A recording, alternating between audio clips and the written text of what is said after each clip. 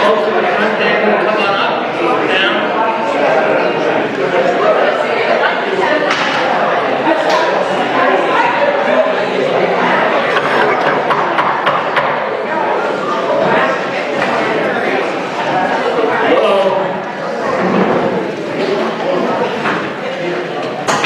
Good morning. Good morning. You look great. Everybody dry? No. Microphone working okay? Yes. Tom, would you check your microphone? I think we're live. We're live. Could the finance committee check your mic, please? It's working. It's working. Everything's good. How about that mic over there? Can we just check that mic over? 1, 2, 3. I think.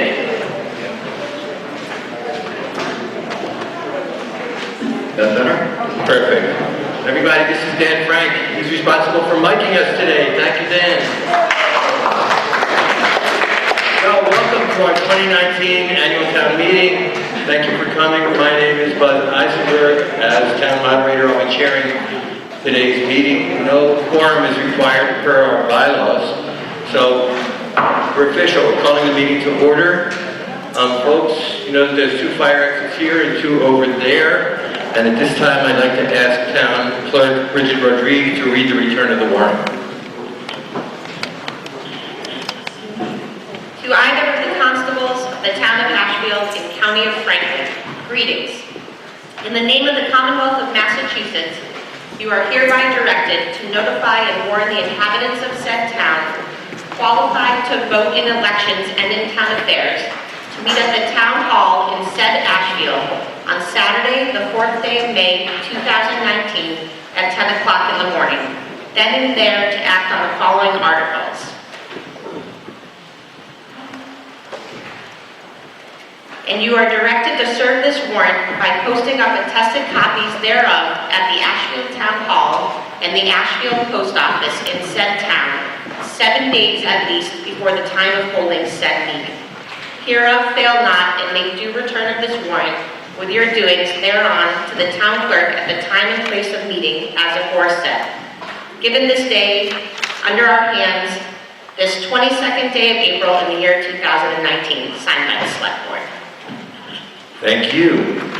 As you all know, we require that all non-registered voters, with the exception of that handsome guy right there, all other non-registered voters sit on the 2 flanks. Is there anyone in either this block or this block who's not a registered voter in Ashfield? Thank you. For those who are sitting on the flanks and are not registered, the condition is that if you wish to speak, let us know that you're not a registered voter, and we will then ask the meeting, as our bylaws require, permission for a non-Ashfield voter to speak, and that you do not vote on anything. That's the other condition. So thank you for being here. I hope each of you have the handouts, the annual town meeting handbook. Casey, thank you.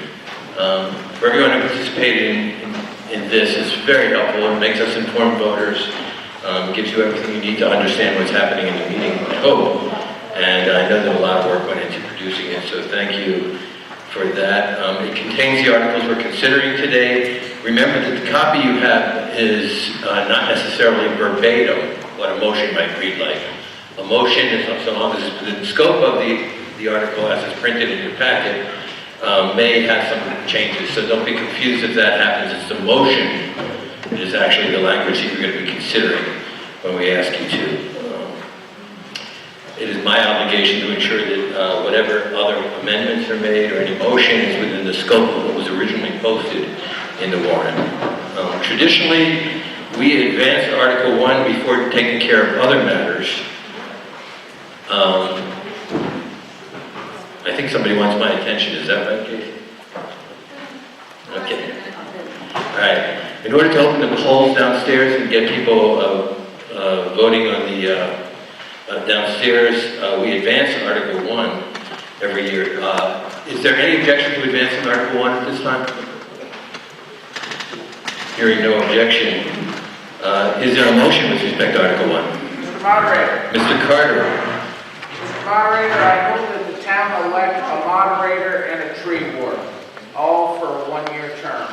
To choose a select board member, a board of assessors member, 2 finance committee members, a board of health member, a constable, a park commissioner, and a sewer commissioner, a school committee member, all for 3-year terms.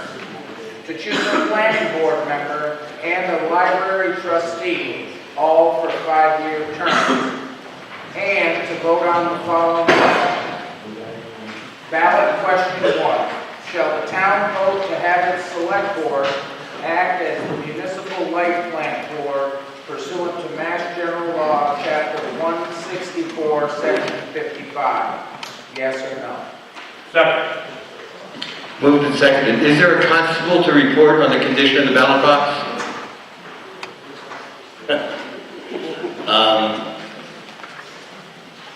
I'm going to assume it's empty. We're going to make sure that it's empty. Traditionally, we have a constable up here to tell us that he or she just looked and that it is in fact empty, but we don't seem to have that. So, any discussion about whether to open the polls now? All in favor, say aye. Aye. Any opposed? Any abstentions? Motion carries unanimously. The polls are now open.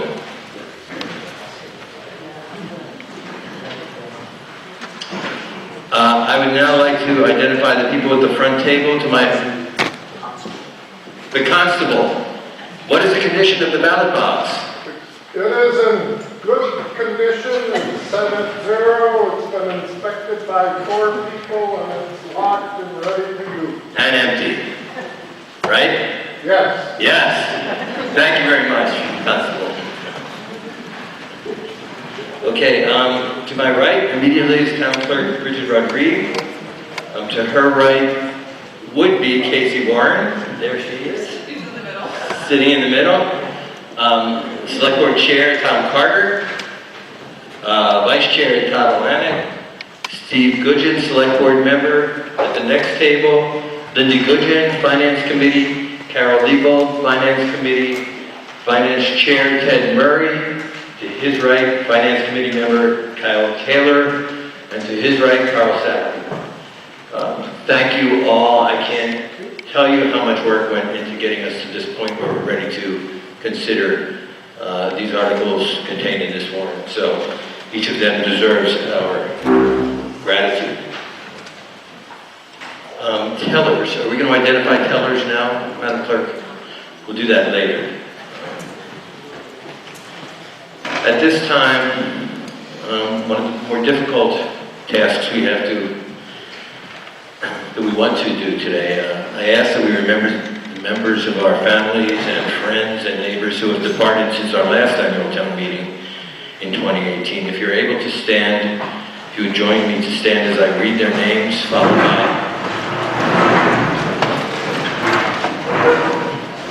by a moment of reflection.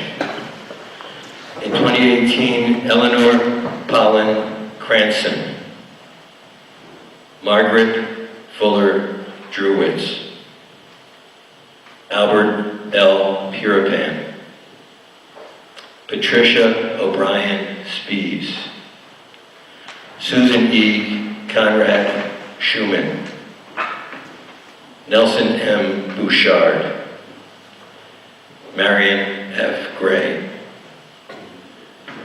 In 2019, Donald Nelson Lejour, Eric A. Nelson, Florence Ann Ward, Richard Todd, Jr. If you would join me in reflecting on our neighbors and family members.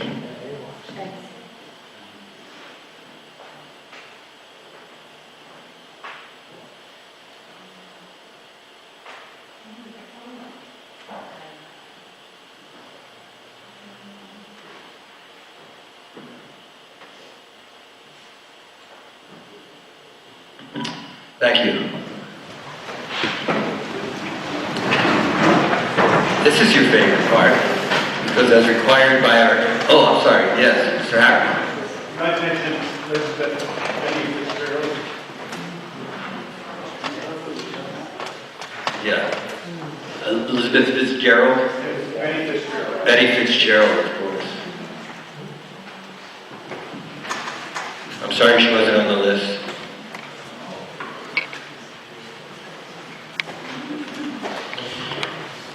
$170 years ago, our bylaws on how we conduct our meeting was passed. The conduct of the town meeting bylaw is still in effect, and it requires that I read it to you right now.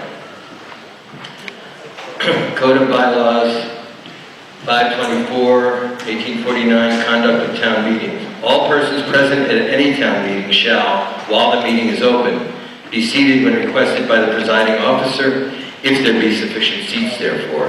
If not, they shall stand at the west end of the hall. When anyone addresses the chair, he shall rise and stand uncovered during his speaking. No one shall stand in front of the chair or around the moderator's stand when votes are being counted or given in, except they are called upon to do so by the chair. There shall be no talking about the house while business is being done, and all shall keep silence at the request of the chair. No one shall speak on the same question more than twice without leave of the meeting, or to explain, or to call to order. No one shall interrupt another while speaking, except to call him to order. When several motions are made in regard to the same subject, relating to the sums of money, numbers, or time, the question shall be first put upon the largest sum or number and the longest time. In all other cases, no new motion shall be made while one is pending except as an amendment, or to commit, or to adjourn. When a vote decided by the moderator is questioned, it shall be made certain by persons on either side rising and standing in their places, uncovered until counted by the moderator or by tellers appointed. The reports of all committees relating to money or property shall be in writing. All motions and amendments shall be in writing when required by the chair or by any person. No person shall be allowed to move the reconsideration of any vote unless he has voted in the majority or not voted at all. No peddling or smoking shall be allowed in the hall during the meeting, and this code of bylaws shall be read by the presiding officer or town clerk at each and every annual town meeting. So this year's warrant contains 29 articles. Of course, we want everyone to know what they're being asked to consider and to vote upon. So what our tradition is that rather than reading each article as it appeared in the warrant, we have learned that by dispensing with the complete preliminary reading, and instead just referring to the number of the article as each article comes up, we will save valuable time for our discussion. So this makes sense, especially since meeting members have been provided with copies of the warrant and the article, so each of you can read what we're considering. Are there any other announcements that I've forgotten before we start? At this time, we'd like to ask Mr. Murray.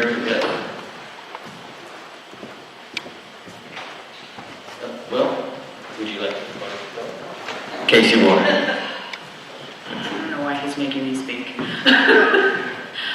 You should, if you look in your handbook towards the end, you'll see that every motion that will be read is available for you to review. So you'll be able to read with the person speaking the motion. Everybody see that in their packet, their handbook? Okay, Mr. Murray. Yes, please.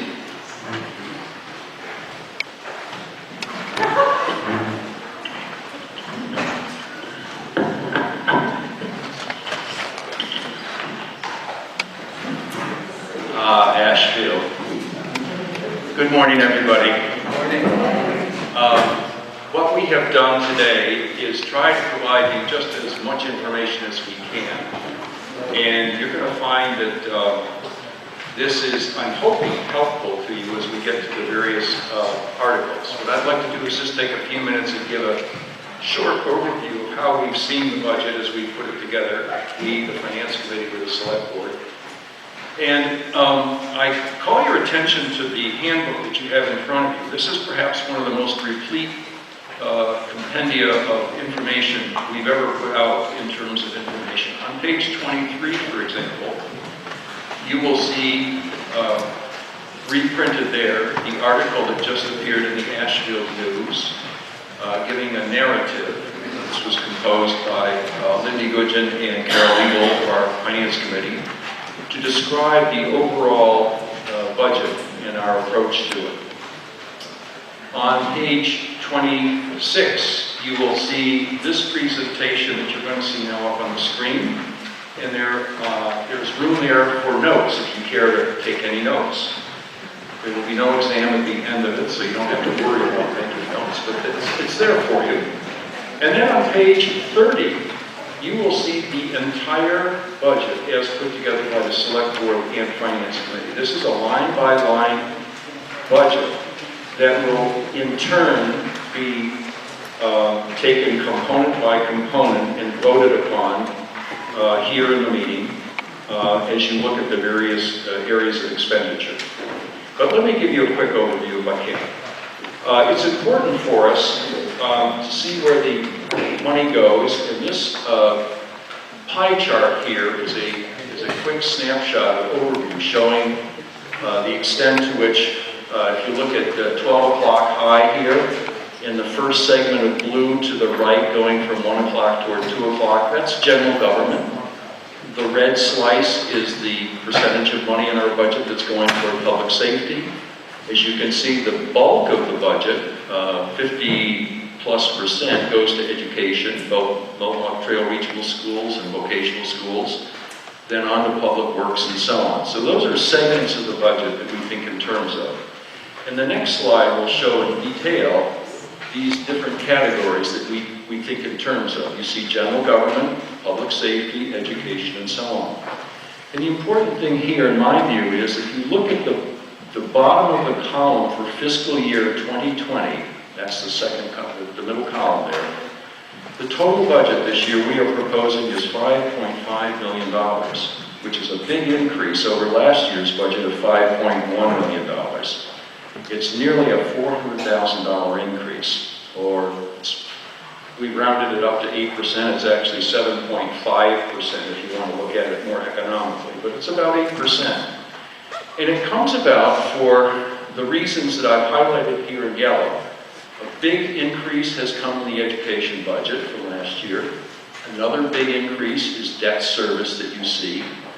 And then there's the $188,000 increase that you see associated with the ambulance services, wastewater treatment plant, and now the broadband or municipal light plant venture that we're inaugurating. Those three numbers altogether actually come out to more than $400,000. They're about $444,000. And the way we've kept the increase to less than $400,000 is by taking our capital account and reducing that from last year's expenditure. We actually have trimmed back what we're spending on capital items that you'll see in a short moment here. And that helps us to try to keep that below a $400,000 total increase in the budget. The cost drivers, as you saw highlighted there, effectively are a number of these items. One very important one I want to highlight is that we have put about $60,000 this year toward salary increases for our town employees. This is the second and final year of a 2-year program to achieve better equity externally for our town employees as well as internal equity. We want to be paying more clearly what is a market rate for neighboring towns so that our employees are fairly compensated. And at the same time, we want to ensure that internally these salaries make sense in terms of the various positions and categories and so on. This has taken about a 3 or 4 year period of time working with a consultant, trying to get clear assessments of what other towns are paying and trying to look at the reasonableness of what we're doing inside the town. But we think this is a very important thing for the longevity and the morale of our employees, and I think that's a very notable thing that the Select Board has done for us. Education, you can see that's $136,000 increase. Primarily that's the Mohawk Trail Regional School District. Vocational schools are about even from last year. Debt service, $124,000 increase there. That's attributable to our ongoing highway garage debt, which runs around $74,000 a year now. It's decreasing over time, but it'll finally get paid off in 2045. The wastewater treatment plant is capital expenditures plan of some $105,000 for new tanks, pumping station, leaching fields, and so on this year. And of course, we're just inaugurating the broadband enterprise fund, so there's costs associated with that. And then capital expenditures, as I said, we've tried to offset some of the other expenditures increasing by moderating what we spend for capital. Now the next slide shows the degree to which we're probably going to have to revisit some of these items back in the coming October-November timeframe. We'll hold a special town meeting, and the plan will be to revisit whether we can put more money, such as $50,000 toward a transfer station overhaul, whether we can allocate as much as $50,000 toward repair of bridges in town, and so on. Those are items that we're going to have to revisit because we deferred a number of these expenditures, although they were requested this budget cycle. As we do our long-term planning, you've seen a slide like this perhaps from prior years. We take a look at all the different capital needs that come associated with town hall building, the highway department, the fire department, police, and so forth. And this year, of fiscal year 20, we are planning it's about $325,000. I've highlighted the major ones here. They total $319,000. But take, for example, the fire department. Last year, we allocated $50,000, set that aside to buy a fire truck. Well, this year, we felt we could only justify about $25,000 more to be set aside for a fire truck. A fire truck, to replace the ones that are now aged out in terms of their certifiable condition, fire truck costs between $400,000 and $500,000. So you're looking at serious money. We have tried for the last 4 years to put out grant requests to see if we couldn't get funding help. So far, nothing. But our view is that if we start to put money toward these fire trucks, we will have better luck in the future going for grants if they have matching funds. They'd like to see a town do its own funding insofar as possible and then appeal to, let's say, a funding source for some matching funds. So we're looking at a fire department here that this year we'll get $25,000 for that purpose, but you know, in the future it might be $200,000, $100,000, $150,000. We're not sure what the numbers are, but they're big numbers, particularly if we don't get any kind of matching funds. But we're going to keep working at that. The fire department is an instance, too, in which we're looking at the question of whether we need to buy so much equipment. When these pieces of equipment cost that much, we're looking to neighboring towns to say, is it possible that we could perhaps combine with a neighboring town to do two things? One, economize on the equipment instead of each town having, let's say, 3 or 4 trucks.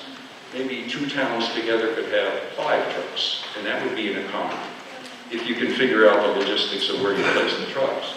The other big advantage could well be that the firefighting force, our on-call firefighters, it's harder and harder to find people who are willing to train and are available to respond to certain calls. And so in this instance, if you had 2 towns adjacent to each other, you might actually have a more mobile force, a better force that could respond to calls by combining 2 different forces. So we're looking into that. If you look at the bridges, now again, there's an instance in which we put $100,000 aside last year. This year it's only $25,000. Well, there are 23 bridges in town, and the one that's being repaired out on, where is it, Apple Valley Road? I think that's going to cost north of $700,000, $800,000 by the time you put all the engineering. $429,000, I exaggerate. But that's, you multiply that by 23 as you replace, repair, and so on, it's a big number. So that's the kind of a figure that actually, if you look at the bridges line, that could be $50,000 forever, putting aside some money like that to help fund that kind of work. Now, there again, we get grants, and so that's helpful too, but grants are not always dependent. You can apply, but you may not get them. They're competitive. Likewise with the senior center, it looks like only 15,000 last year, nothing this year at this time, although we're going to revisit that in the fall. But if we should decide to help fund a senior center, that could be a line that would go out into the future for several years as we try to support or finance some borrowings if we would contribute capital to a new senior center facility. This comes about in the following way. We also, as we try to anticipate all these expenditures, we're also looking for ensuring that we have a financial stability that results that keeps us well positioned for unforeseen circumstances. This is a year where we're rather proud of the fact that we have not yet invaded the stabilization fund. It's nearly $500,000 at this point.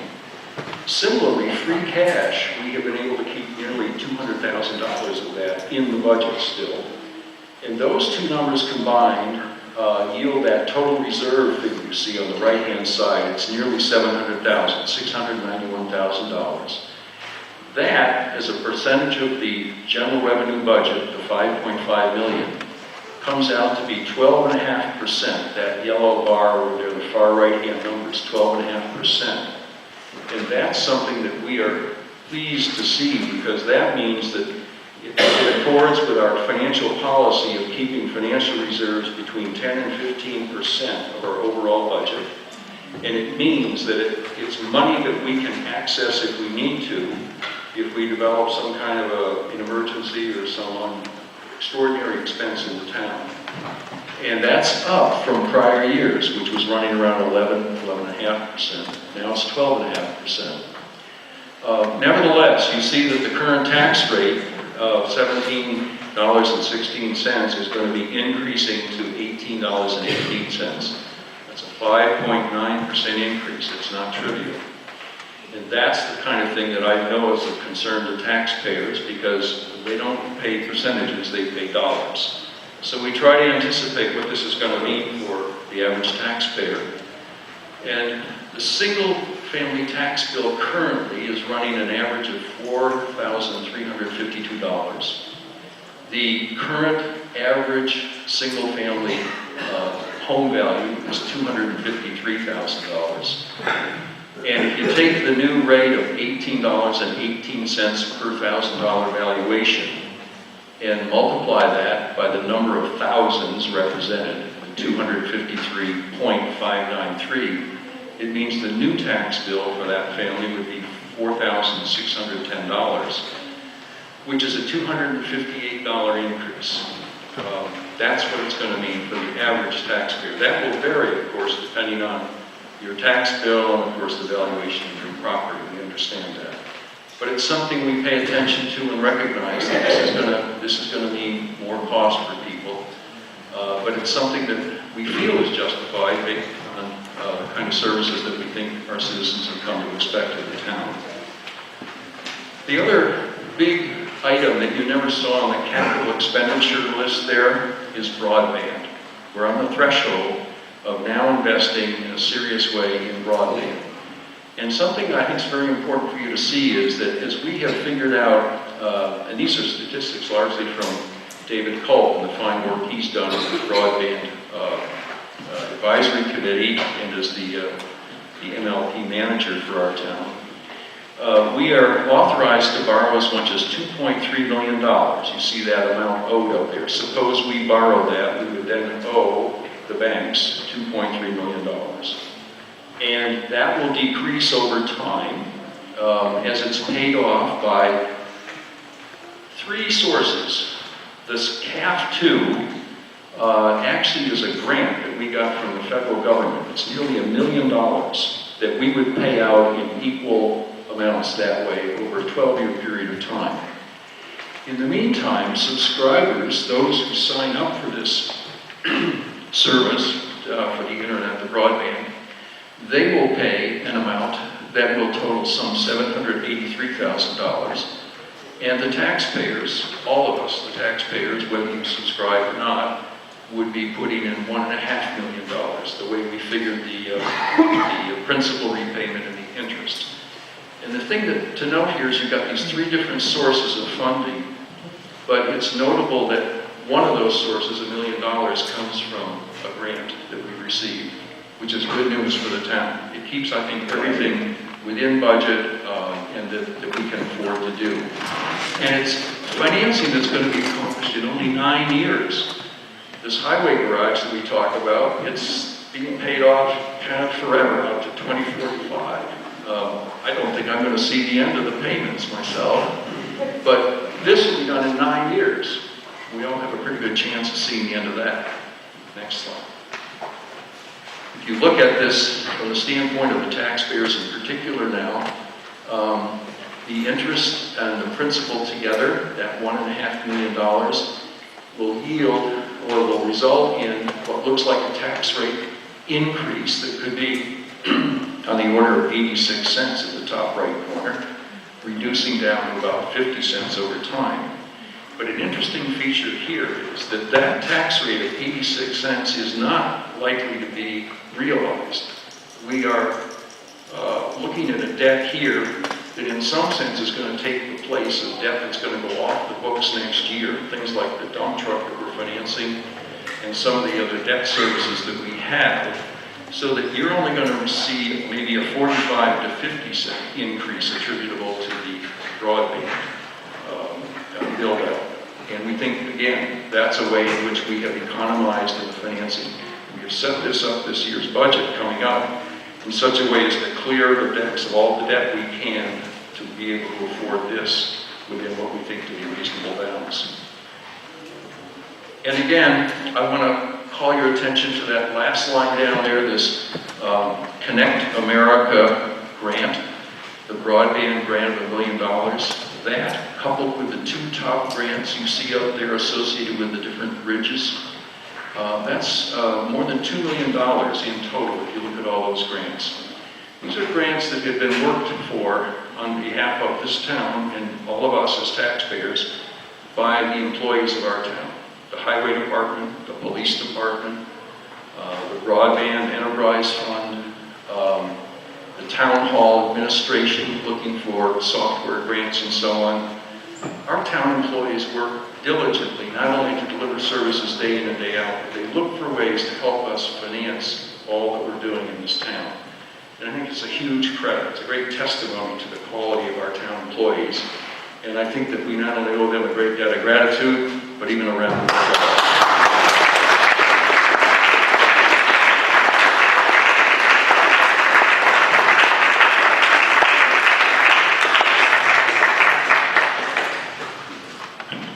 Thank you, Mr. Murray. Thank you, Finance Committee. I'd like to recognize the Chair of the Select Board, Tom Carter, to talk about our overview with respect to the budget. Yeah, it's really hard to follow Ted with such an all-encompassing report, but I believe the Finance Committee and the Select Board met together 16 times this week to prioritize and talk to department heads and pull this budget together. And then, of course, we met independently along the way also.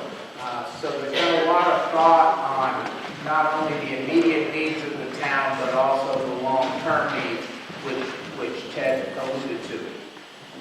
A lot of times, from my standpoint, the more I think about it, being on the select board and running the town is like one of those old vaudeville acts where they have the spinning plates on the pool cues, you know? And people come in and they get all these ideas of things that need to be done. And to be honest, there's not many of them that aren't pretty well thought out, and you have to kind of figure out what you can afford and how you're going to pay for them. So once the select board makes a decision on what's going on and what plates need to be spun, we just hand them off to Casey and her team and say, here, spin this plate, and we'll try to figure out how to make it work. When we're putting together the budget, there's things in this budget that Ted already alluded to that were capital items that normally we pigeonhole money away. And this year, although we have a lot of free cash, we decided that it was really important to kind of clear the deck on debt. Not a huge project for us. I mean, the only real outstanding debt, and we haven't even incurred it yet, was we voted to borrow $100,000 to replace the highway dump truck last year, to spread that out. So, hey, if it doesn't show up for another 60 days, we won't actually have to go out and borrow it. We'll just pay it out of next year's revenue to begin with. But the reason for doing that and to keep that debt as low as we can outside of the highway garage is to make room for broadband. This is a huge project, and as I've referred to it more than once, is that there comes a point where we're stepping off the ledge, and we're committed to this, and we're trying to make it so when we finance it, it can have as small or as even reaction on the tax rate as we possibly can, trying to spread that out. We did have a lot of free cash to start this year. I think as much free cash as we've ever had. And, normally the question is, what is free cash and how do I get some? But free cash really comes from good management as far as all the volunteers and department heads, keeping expenses low, even though they may get, we may appropriate $40,000 for something, when department heads can say, I can do that for $25,000 or $35,000. That extra appropriation at the end of the year gets rolled into the next year as free cash, surplus revenue. So really, everyone in town that has anything to do with touching a budget and being able to manage it conservatively puts us in a very good position. This year, that extra free cash, a lot of it was past time to replace a highway garage loader that we're talking about today. And instead of typically in the past where we would borrow for a year or two, put some money towards it, then borrow for a year or two and get it paid off, we were in a position to just pay that off. So there won't be any debt besides the highway garage. God, we talked about the highway garage a lot, don't we? But besides the highway garage, that will be out there besides what we incur for broadband. I think one of the other real things that we're trying to do actively is that we did 3 years ago, I believe, the town voted that we could borrow up to $100,000 for transfer station improvements. We're under a consent order with the DEP to make some repairs and modernize the transfer station and clean up some not very good situations that are down there from the past. It's also our, what we're trying to, even though we don't know what the total cost is going to be to complete that, we're putting money aside so we don't have to take advantage of that borrowing in the future when we maybe get hit with the peak of what the broadband payments are going to be. So we're just trying to manage that all together. I think this budget is really coming out very well, although there are some things that Ted spoke about that we normally would take up in November and December just before the tax rates are set. We have to allow the assessors a certain amount of time to work all their magic to find out exactly what we have for revenue. We're really pretty conservative on what we project out. I think compared to some other communities, top officials were probably very conservative, not knowing what's going to come in or depending on what's coming in from outside sources like the state. A lot of times we talk about Proposition 2.5, and in the town of Ashfield, for the next fiscal year, our 2.5 bump that we're allowed is only $101,000. So you can see as just costs continually raise, that puts a lot of pressure on where we're going to fund things. And education in this particular year is up in this budget by $130,000. So way outpacing our ability under Proposition 2.5 to raise that revenue. But I'm particularly pleased with this budget, and I'm particularly pleased in where we are financially. We talked to our financial advisors in other towns, and we are in a very good situation. They encourage us to borrow more money. That doesn't go very far. But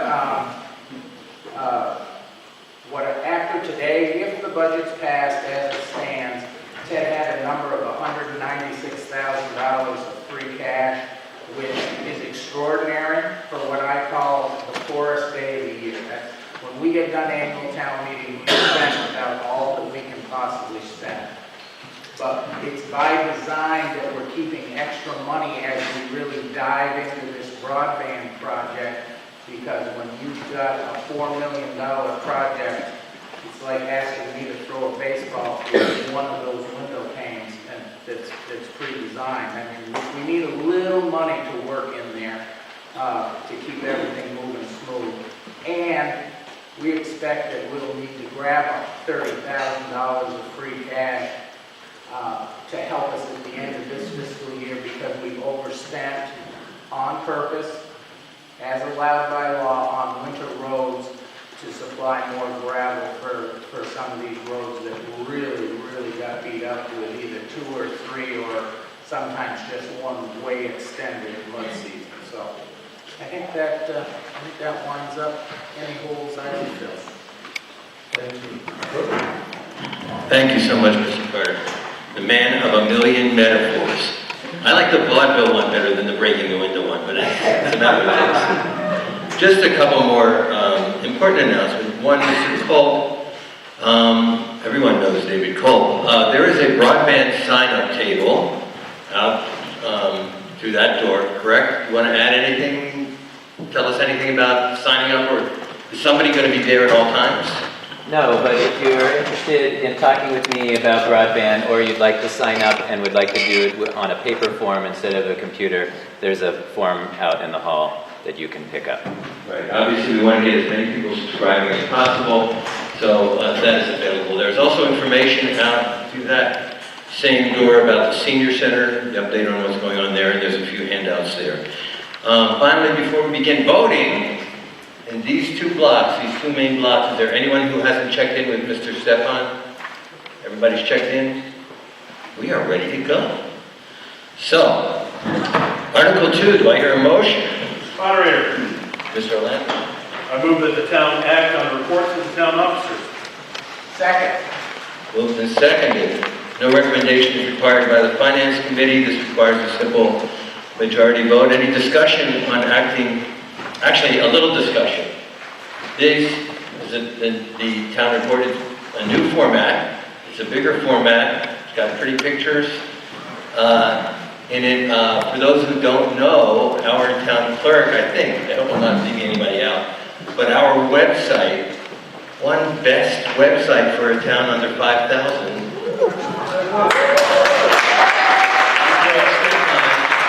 George, raise your hand.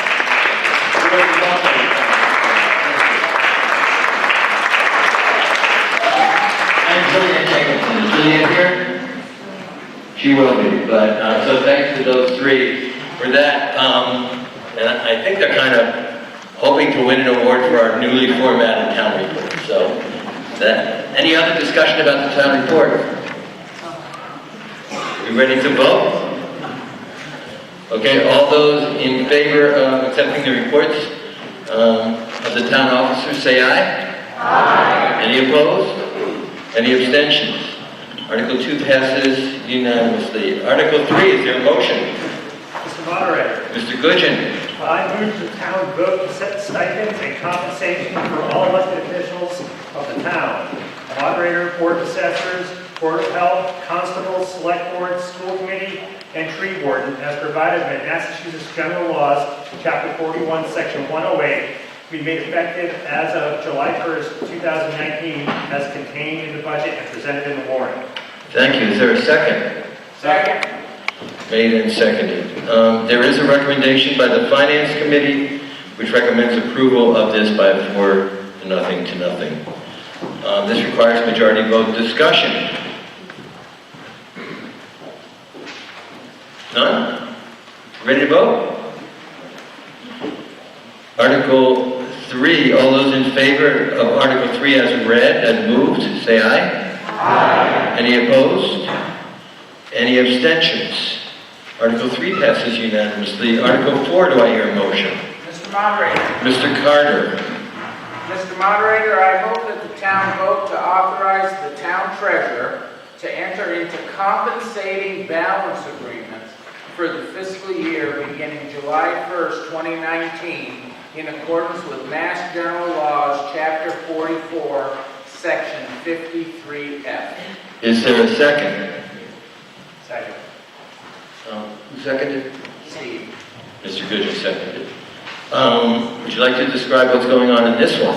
Well, this used to be the article that we said that we authorized the treasurer to borrow money for a year. You know, if the taxes weren't coming in at the right amount of time, that you could borrow some revenue instead of that. Through the Mass Modernization Act, the language has changed. And what this is really saying is, when you boil it right down, is that the treasurer is authorized to use banks to keep our revenue in and to spend our revenue and maybe to borrow our revenue, and that the bank is going to be compensated and will be compensated. And it's pretty guiding the rule.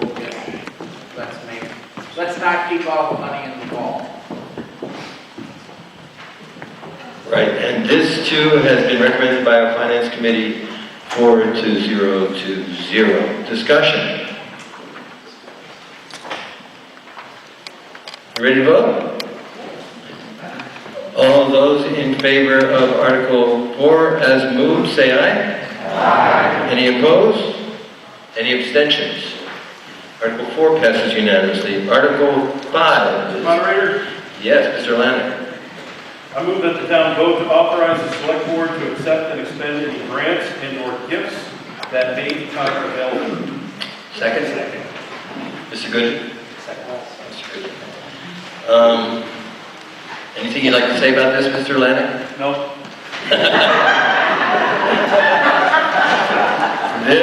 See, it is a bit odd though, right? This has been recommended 4-0 to nothing by the Finance Committee as well. Any discussion? Ready to vote? All those in favor of Article 5 as moved, say aye. Aye. Any opposed? Any abstentions? That motion carries unanimously. Article 6. Mr. Moderator, Mr. Goodman. I move that the town vote to authorize the select board to dispose of any unused town-owned equipment and/or property. Second? Second. Second by Mr. Carter. Anything to say about that? No. This too has been recommended by the Finance Committee for your approval 4-0 to 0 unanimously, it says in mine. So I'm not quite sure. Mr. Murray? It says 4-0 to 0, but also says unanimously. Is that because you only had 4 members present at that time? That is correct. There are 4 members present. Thank you. By the way, when people move, should they be using the mic or are you okay? We're okay. All right. That's fine. So, any discussion on Article 6? Ready to vote? All those in favor of Article 6 as read, say aye. Aye. Any opposed? Any abstentions? That too passes unanimously. Article 7, school expenses. Mrs. Markin. Good morning. I move that the town vote to raise and appropriate $2,770,846 to fund educational expenses as referred in the in the table of the warrant article for school committee stipends, regional education expenses, regional educational capital expenses, and vocational school expenses for the fiscal year beginning July 1st, 2019, as presented in the warrant. If you would. Who seconded? Second. Mr. Carter seconded. I think that we want an explanation from the superintendent at this point. I know that the finance committee is going to be heard. Would you like to be heard on this right now, Mr. Murray? Yes, Mr. Moderator, as you'll see in the warrant, the Finance Committee recommended approval of this article by a vote of 3 in favor, 2 against, and 0 abstentions. The explanation is largely a matter of concern being expressed within the committee about the ever-increasing school budgets, mostly looking at the Mohawk Trail Regional School District, in light of what continue to be drifting downward enrollments in the school system. And I think a concern about the extent to which the town understands what is very complex as a budget, we acknowledge that, but the various elements of it are complex and difficult to understand. And I think there's also increasing and growing appreciation for the extent to which the town, as well as other towns who benefit from these educational services, need to take perhaps a stronger hand in advising and working with the school committee, the superintendent, the administration of the school system, to see what we can do to help, in the sense that at the very front end of the budgeting process, which starts, as I understand it, in September and October of each year, that we could involve ourselves more clearly in trying to help set objectives, in trying to talk about the overall impact of revenues versus expenses and fund balances, to see if there are ways in which the town could be beneficial in terms of advising the school committee and our representatives in putting these budgets together. And of course, this was made all the more dramatic with the recent revelation that there was a deficit that's projected for the year. That whole, I think, gestalt is what caused us to feel that this is something that we would not just advocate unanimously. There was enough concern that we didn't want to jeopardize this year's budget on the one hand, but at the same time we're trying to signal the extent to which we feel the town needs to take more of a hand in helping in terms of managing the school expenses. They're a big piece of our budget, you saw, they're over 50% of our town budget, and we need to take more of a hand in that. We've done something like that with regard to vocational education system, which at one time, I'll be very blunt to say that we in the Finance Committee, and I'll point to myself, looked at that as a bit of a black hole. We never could understand how the vocational education system got put together, how we did a budget. We just kind of got a number from somewhere. And I must say, over the last few years, working with David Newell, who is here today, he was then on the Finance Committee. He continues to be a very active and valuable, pivotal contributor to the Educational Advisory Committee for Vocational Education, working with 3 other towns. We have gotten, I think, our hands around that. We understand the transportation, we understand the tuition. David works tirelessly to kind of keep this all under our fingertips, so we understand exactly what's going on in vocational education. We think we can do more of that in terms of working with the Mohawk system. We'd like to try to do that. Thank you, Mr. Murray. As is our tradition, we'd like to hear from our superintendent to explain what he wishes to explain regarding this article. He is not a registered voter of Ashfield.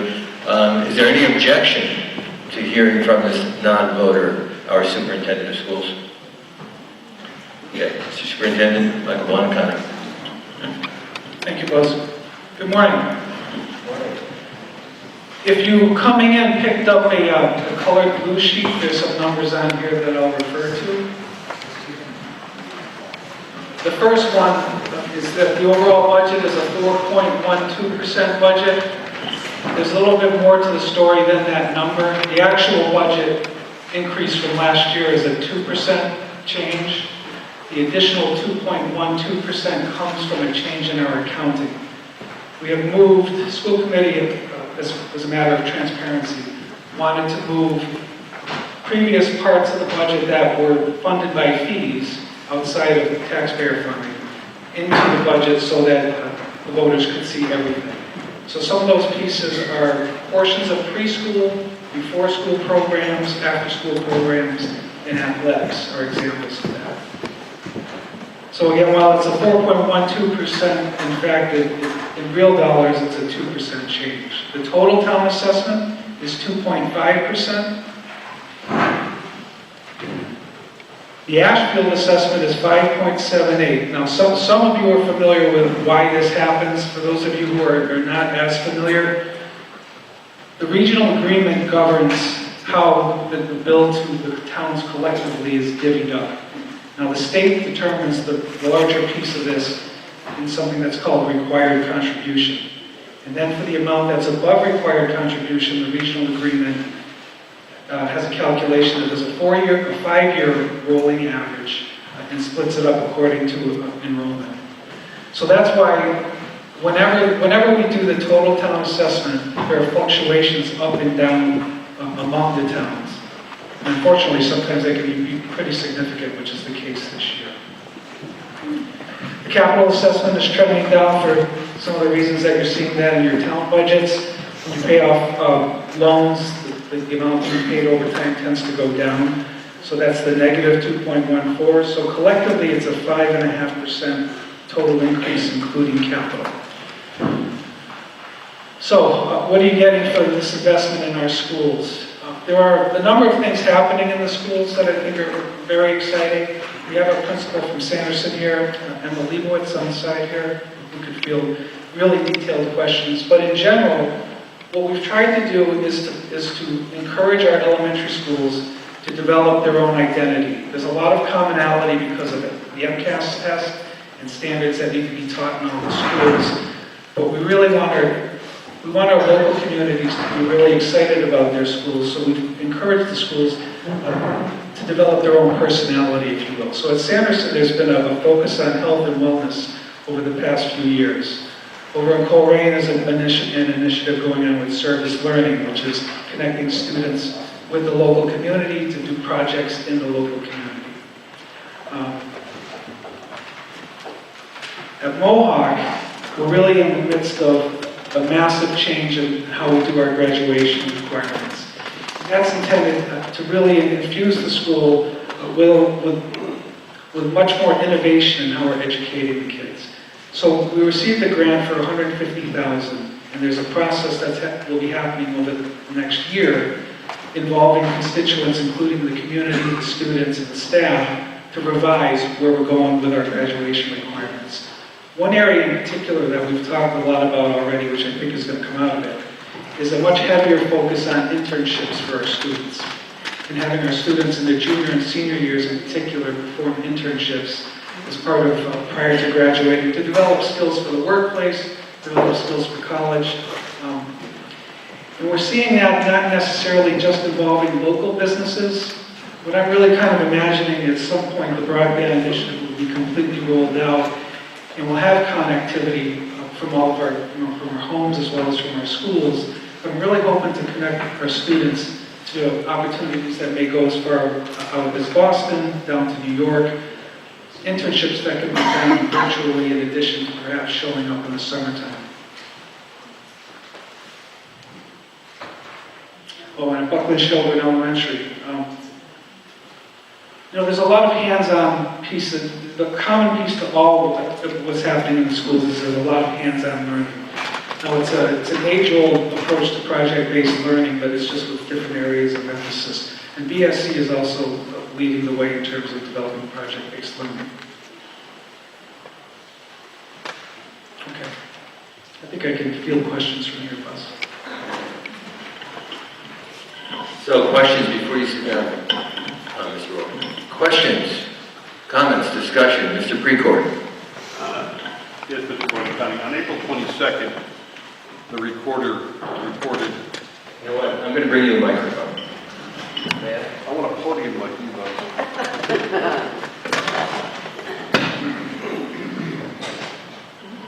Yes, sorry. On April 22nd, the recorder reported a $700,000 deficit. And it's a story that I don't completely understand because there are discussion of expenses which may or may not be an additional $500,000 on that. But Please use the microphone. I'm just going to go with the $700,000 figure. You were informed of that, the article says, in January, correct? I'd like to. Yeah, this is it. Question is, I was informed in January? That's what the article Yes, says. correct. But is the article correct? Did you let our finance, when did you let our finance committee know about it? Well, I work for the school committee first. That's not it. No, I'm answering Okay, your go questions. ahead. So I report to school committee. I informed our budget subcommittee and our full school committee, and I eventually met directly with the towns. Well, not all the towns, the ones that asked me. So I met with the Ashfield Select Board fairly recently. So 2 months after you found out the $700,000 deficit, you met with our school, with our select board. 2 months Yeah. afterwards? Again, superintendent reports to school committee. Right. I understand that. But, we're talking about a significant chunk of change, and these people who essentially volunteer their time, it's a chunk of change that they needed to know about, I think. Only my opinion earlier than that. When did you let our school committee know about the $700,000 deficit? So I started talking with the budget subcommittee in late January, and during the course of March is when the numbers were really finalized. And I reported it at an April meeting, or at the March meeting, and at the April meeting.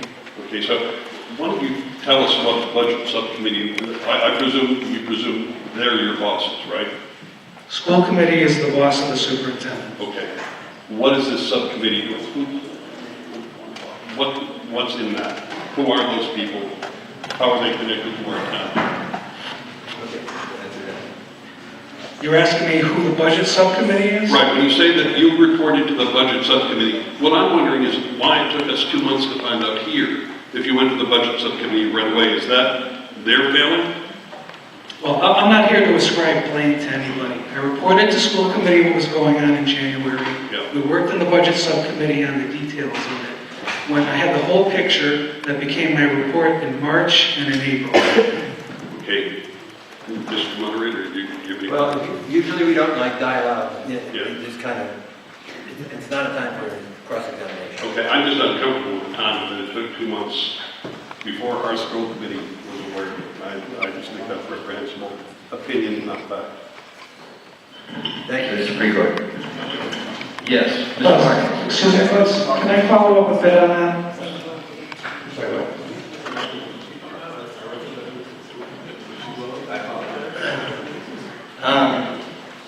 I'm going to give Mrs. Markins the opportunity to speak.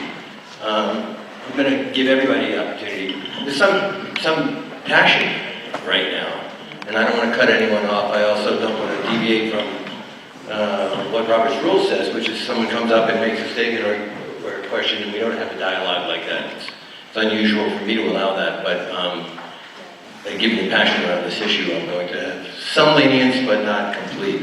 I will certainly give Mrs. Markins, our school committee member, for anyone who doesn't know, Jennifer Martin, the opportunity to speak. I was just asked to allow her to respond to when she found out about it. Maybe I will ask. When did you find out about it, about the $700,000 deficit? I believe I found out about it on April 8th in a packet, and it was discussed at the meeting that followed that in an overt way. I don't think that particular identification had been made, and I can recall discussions about things not looking like they actually are, but I'm not sure it was identified as a deficit. Thank you. Thank you. Further discussion? I can speak loudly. Mr. Loya. Well, I don't know whether there's also amplification for other reasons, just hearing this recordation. Tom Loya, K Street. Just a quick question, please. Small matter. The school committee Stipend in Article 7, is that different from the same amount in Article 3?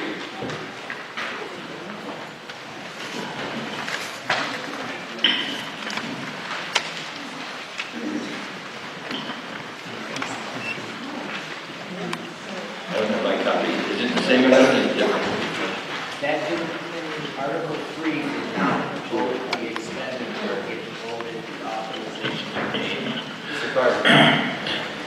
Good point, good question. Article 3 voted the authority to expend those numbers, not to vote on appropriating it. That this is the appropriation. Okay, Mr. Lawyer? Thank you. Further discussion? Yes. Ms. Carter? Thank you. Your name and where you live, please. Delta Carney, 347 Main Street. This is like twofold. When the issue of mascots started happening, and there was a lot of feelings about that, I called the superintendent's office, and it took 3 weeks for me to actually find out that the superintendent was in his office. This was very distressing for me. This is something that I could not understand, because most CEOs, their secretary of their offices know where they are and when they can be reached. And the answers I kept getting were, he's not in his office. When I asked, will he be there tomorrow or the day afterwards? And the answers I got was, we don't know. Just keep trying. I don't know who I was talking to. They did not identify themselves. So that gave me a lot of pause about the superintendent of the school. The other part of this is, we have a lot of people, just look around here, how many gray-haired people we have in this town. And a lot of people are retired, and they are on fixed incomes. And they're going to be struggling just to come up with the money for the broadband. We can't afford any more increases, or we're going to start we have no senior housing for people to go into.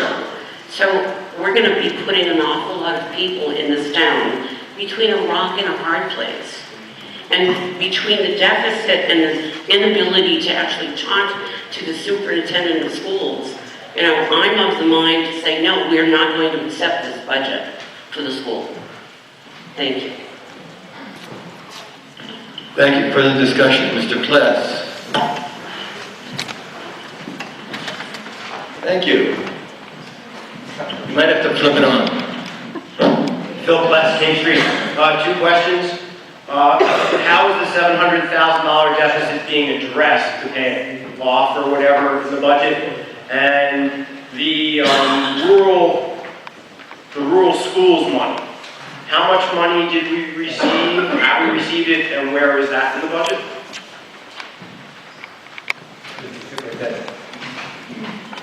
So regarding the 700K figure that's being bantered about, I think the first thing to say is, this is my 14th budget cycle. For the prior 13 budget cycles, we finished every single budget cycle in the black, and we moved money into our version of free cash.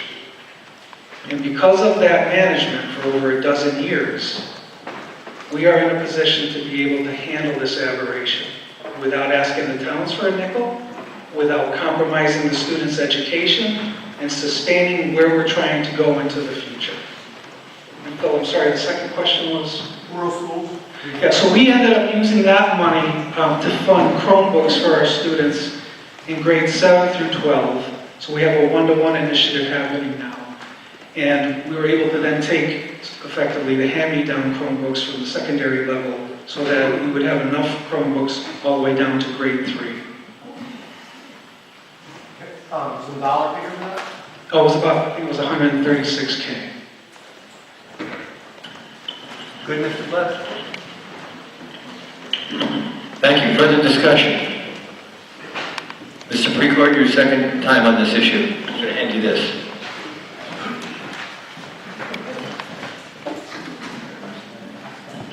I agree with Mr. Murray sorry, this is a thorny issue, but there are some numbers here. Our chunk is $136,000. How much of that, no, they asked me an extended question. How much of that is going to, You use the microphone. how much of that, thank you, Coach. How much of that is going directly into teachers in the classroom? How much of it is going into administrative costs? I see a figure here for a communication specialist, proposed budget of $51,250. I'd like to know what you need a communication, maybe somebody answer your phone, but there seems to be an awful lot of administrative costs here. I'm delighted to see from the Greenfield Reporter article that there is an allocation for funds for special education. As you know, that's been a concern of mine for a couple of years. But what's the balance between the additional administrative costs and the investments in our kids? From which amount? I'm sorry? From what source? Well, I'm looking at a line here in your sheet that has a communication specialist at $51,250, and the other source is Mr. Murray's presentation, where Ashfield's expenditure is $136,000. Those are my two sources. Thank you, Mr. Reaper. Well, I guess I'll field the question on communications. The other question isn't quite as clear to me. So in today's day and age, with the advent of information technology, with the advent of competition in what was not a competitive space before, with parents having so many options for how to educate their children, the communications from school districts to our taxpayers has become critical, especially with social media where it is. So our communications specialist was an experiment last year, funded by donated monies. School committee didn't want to go to taxpayers on that. They wanted to find another way to pay for it, and then we would reassess how it went after we had that position for a year. It became obvious within 6 to 9 months of having that position that it was a vital position that we needed to have. We needed to revamp our website. It needed to be easily accessible and understandable. We needed to get out stories about what was happening in our schools on Facebook, Instagram, Snapchat, whatever these other mechanisms are that are out there. So all of the communications relative to that position are about our schools, communicating to our families and our communities. As far as the other question, we specifically push as much as possible of the overall budget, so I can only speak to you in general terms. 3% or less in general is what goes into administration.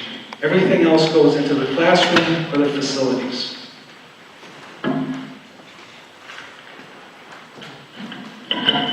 Thank you. Further discussion? Ms. Carroll?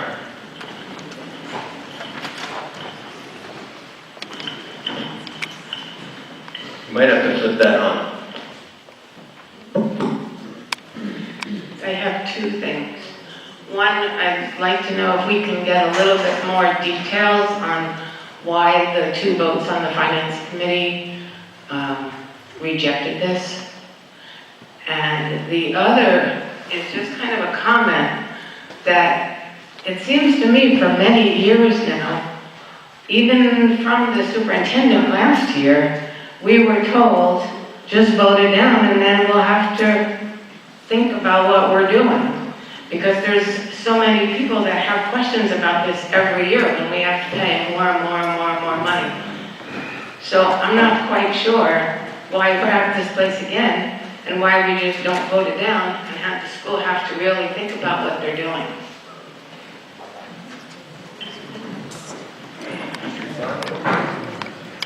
Mr. Moderator, I'm sorry, Mr. Satterwhite. a question was posed about why there was a vote against this. I would like to point out several things. Number one, the school committee or the school department was able to find $700,000 out of money that they presently have in one form or another. That is 5 times the increase in the budget for this year for Ashfield. 5 times the increase in the budget for Ashfield this year. In addition, it was pointed out at our meeting today that the present student population is under 400 students. The school was built to handle over 1,200 students. So there is considerable potential space in the school that we're paying for in one way or another.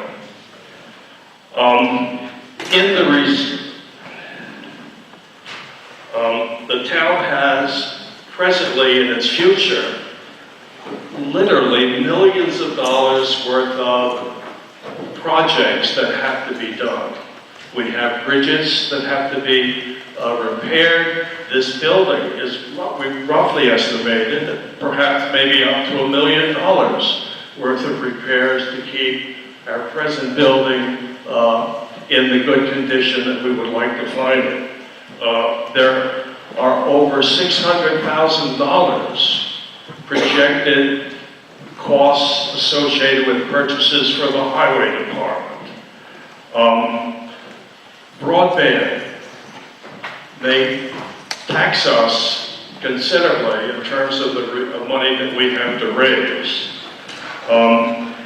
In addition, in the budget, it's my understanding that of the personnel increases, it involves one instructional person, effectively one teacher, and the rest of the personnel increases are primarily centered on support and administration. Perhaps we can do with a little less support, a little less administration in terms of our financial needs in the future. So there are a number of reasons why I, as an individual, felt that we could not go along the path based on these kinds of facts in the future of continually increasing our budget. Another fact for you, there are 2 vulnerable populations in the town of Ashfield. One of the populations is our youth.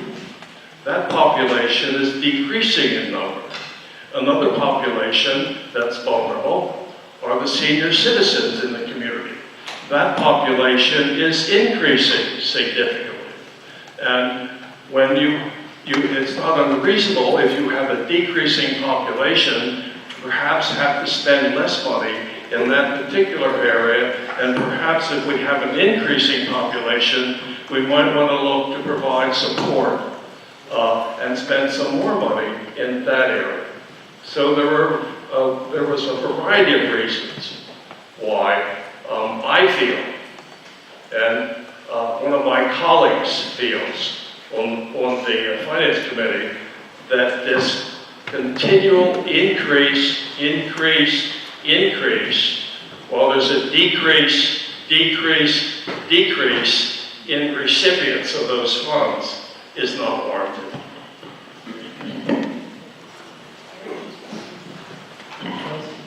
Thank you. The superintendent would like to address Mrs. Carroll's question. Back at the prior question, ma'am, I'm not sure what happened with the 3-week time frame. That doesn't make any sense. Ms. Topman, when she receives the calls, those come right to me. So next time this happens, my extension is 1029. I make myself accessible to anybody from the community that needs to talk about something that's on their mind. I'm just going to speak to the larger picture about the intergenerational conflict that's happening because of the issue with declining enrollment and the growing population of senior citizens. Mr. Murray asked me this question as well. This goes to the lack of economies of scale that exist in rural areas. Now, the Heath Elementary School was closed. So we have 3 elementary schools in the Mohawk Trail Regional School, 7 through 12. Now, unless there were a push to move schools into that one building, and even then, we'd have to really do a thorough analysis to tell you the savings from closing schools are much less than what people think. The bigger picture is the fundamental lack of scale. Rural areas don't have it. Now, I spent about a dozen years focused on what to do internally to try to help ourselves. But I can tell you, back in 2016 is when I realized we're not going to be able to fix ourselves. No matter how efficient we try to become, we're in a situation where our expenses are going up regardless of enrollment, and our funding is staying flat. And more is going on to the towns, and that was unsustainable.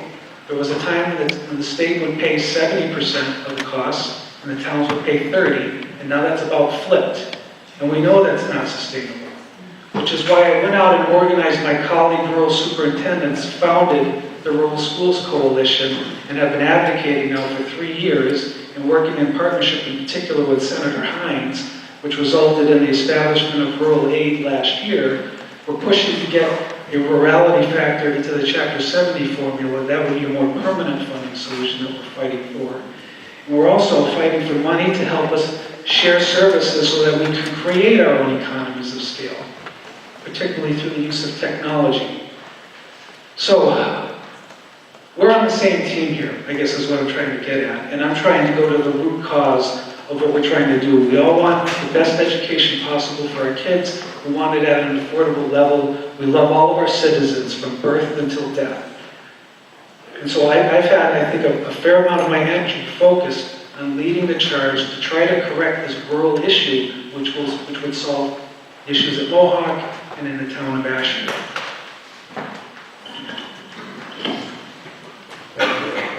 Mr. Martin, I'm sorry, Mr. Precourt, our bylaws call for 2 per customer without leaving the meeting, so we'll wait and see who hasn't had a shot yet first. Good morning, Ben Martin, Fellas Road. I should say that I am not speaking on behalf of the school committee member in my household, though. I think you're lucky to have the nice Martin for the school committee. A couple of points if I can, Buzz. First of all, I agree a lot with what Ms. Carroll said, but the fact is we got to send our kids to school. Closer to the mic. We have to send our kids to school, so I don't see how practically we turn this thing down. Though I can tell you, because it's on the warrant today, there's one open school committee position, and if anybody wants to get involved and get active, it seems to be the place to get active is on the school committee. So any of you who are really angry, why don't you get on the school committee and do that? Though I have a question for the superintendent. What really stuck in my cross, sir, was what I heard in the paper and sort of what I heard today. I spent a lot of time working with leaders, and I heard you say in the paper that it was somebody else's fault, and today you sort of like, well, we have this regulation. And I'm wondering from a leadership point of view, what responsibility do you have, and what can you tell us about how you're going to change your leadership style to make sure this doesn't happen again? Okay, so I've spent the better part of my life focused on leadership in addition to serving kids. I'm a colonel in the Air Force. I fully understand leadership at many different perspectives, and I embrace responsibility where it is due. So as superintendent of schools, in the case of, I'm assuming that it's this deficit issue is what you're really asking me about.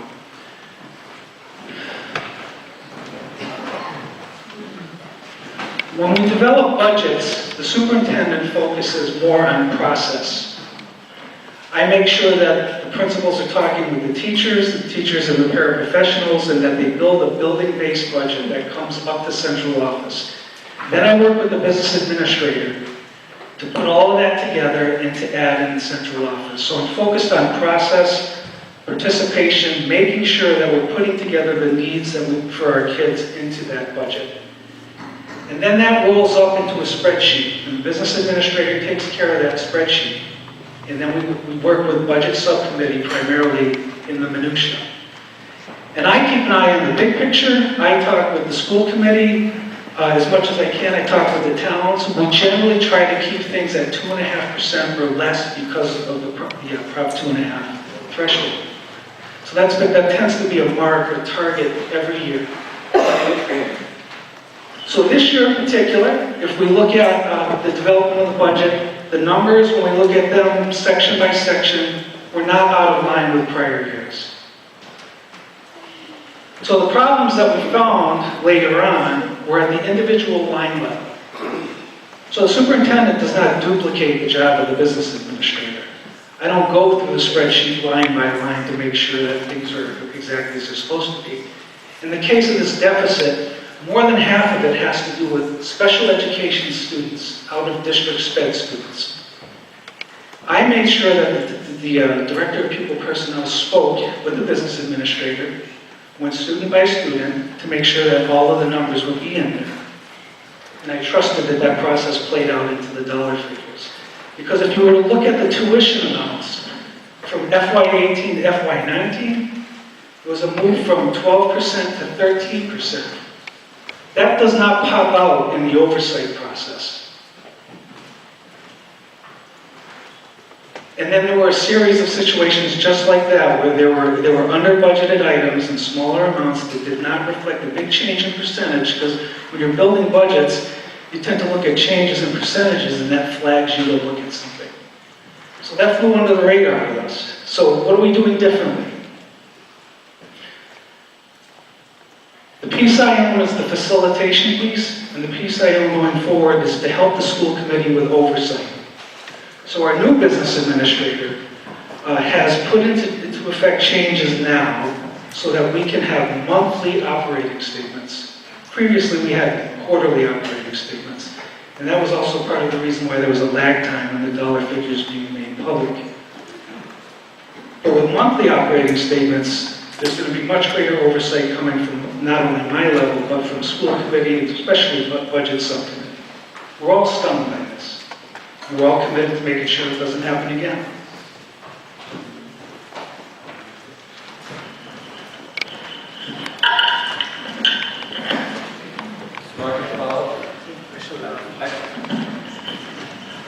Follow-up. I'm sorry, sir, I just want, isn't it, your name is on the budget, don't you?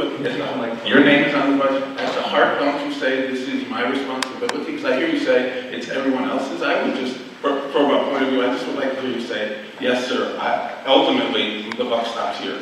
That's not how it works. So it does not stop here. So a CEO reports to a board of directors. Ultimately, it stops with the board of directors, but I see no point in going in that direction here. I own my piece, and I've worked to make the correction to the problem. There's no application of responsibility. I take responsibility for my role in the process, and I've taken steps to correct it going forward. But it is not accurate to assume that the superintendent controls everything, because that's not how it works. Further discussion? Mr. O'Leary. Thank you, Mr. Moderator. It was mentioned that and I understand why everybody wants to talk about this deficit. It's a big number, and it's eye-opening, and I'm not really sure how relevant it is to the motion at hand, but it's being discussed. So one of the comments was made that the $700,000 was several times the town's assessment this year, and that's true. And so thank goodness the management of the school has stabilization, their version of stabilization, built up to the point where they can handle this emergency. Just as the town keeps between 10 and 15% as a contingency for this type of problem, we should be grateful that the school has done the same. It's money in the piggy bank that should be kept there for these types of situations. When we engage with the budgeting process with the school is critical. Today, although we all want to talk about it, it's pretty late in the game. As was mentioned earlier, we have an opening on the school committee. We haven't been able to find anybody who is enthusiastic or wants to participate on school committee. When this needs to be discussed is in September, October, November, when the budget's being developed. That's when trying to be frugal in budgeting needs to be discussed. To deny the school budget at this late stage in the game causes a ripple effect of negative consequences that I think has happened once in the 20 years that I've been in town, and it's an ugly scene when it does happen. The school committee and the school committee budget subcommittee meetings are open meetings. anyone and everyone is allowed to go to them and provide input. So I would encourage anybody who's interested in school budgeting, which is, as Ted pointed out earlier, it's over 50% of our town's budget. Go to these meetings and speak your piece at these meetings. That's when it's going to make a difference.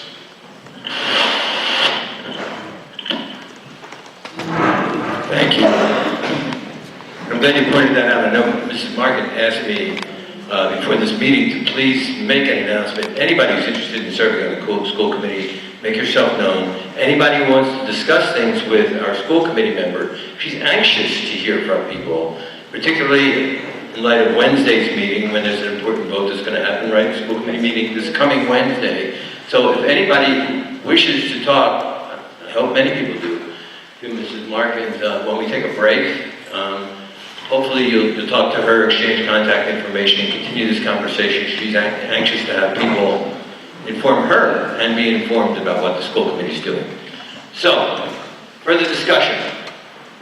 Mr. Precourt, I'm going to hold you off until we hear from others. Ms. Howell. Judy Howell, Watson's First Quarter Road. I just have a comment. Recently I had some business to discuss with the school office.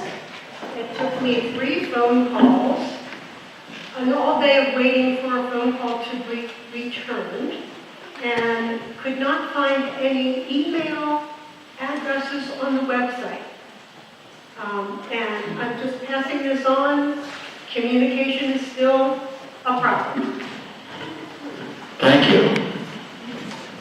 Further discussion from somebody we haven't heard from, Ms. Quigley. And Mr. Rice, is your hand up? No. I'm always interested in I'm sorry, Mary Quigley? I'm sorry, Mary Quigley, Bear River Road. In what it's really costing me. I'll get taller.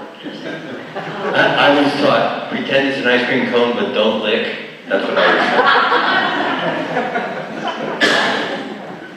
And so I try and figure out how many students there are and how much we have to pay per student, and then what it is for me. And it looks to me like, using Ted's numbers on an average tax bill, that my share, or my household share, is $6 per student per year.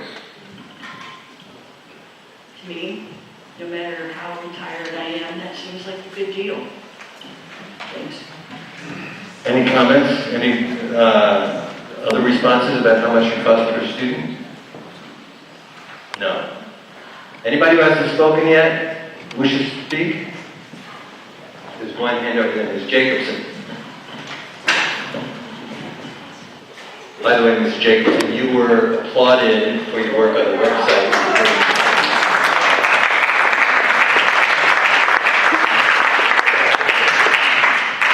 Juliet Jacobson, John Ford Road. So every year I have this feeling when we talk about the school budget. We can't vote it down because that doesn't work timing-wise, and yet we're asking to pay more and more and more and seemingly getting less and less and less.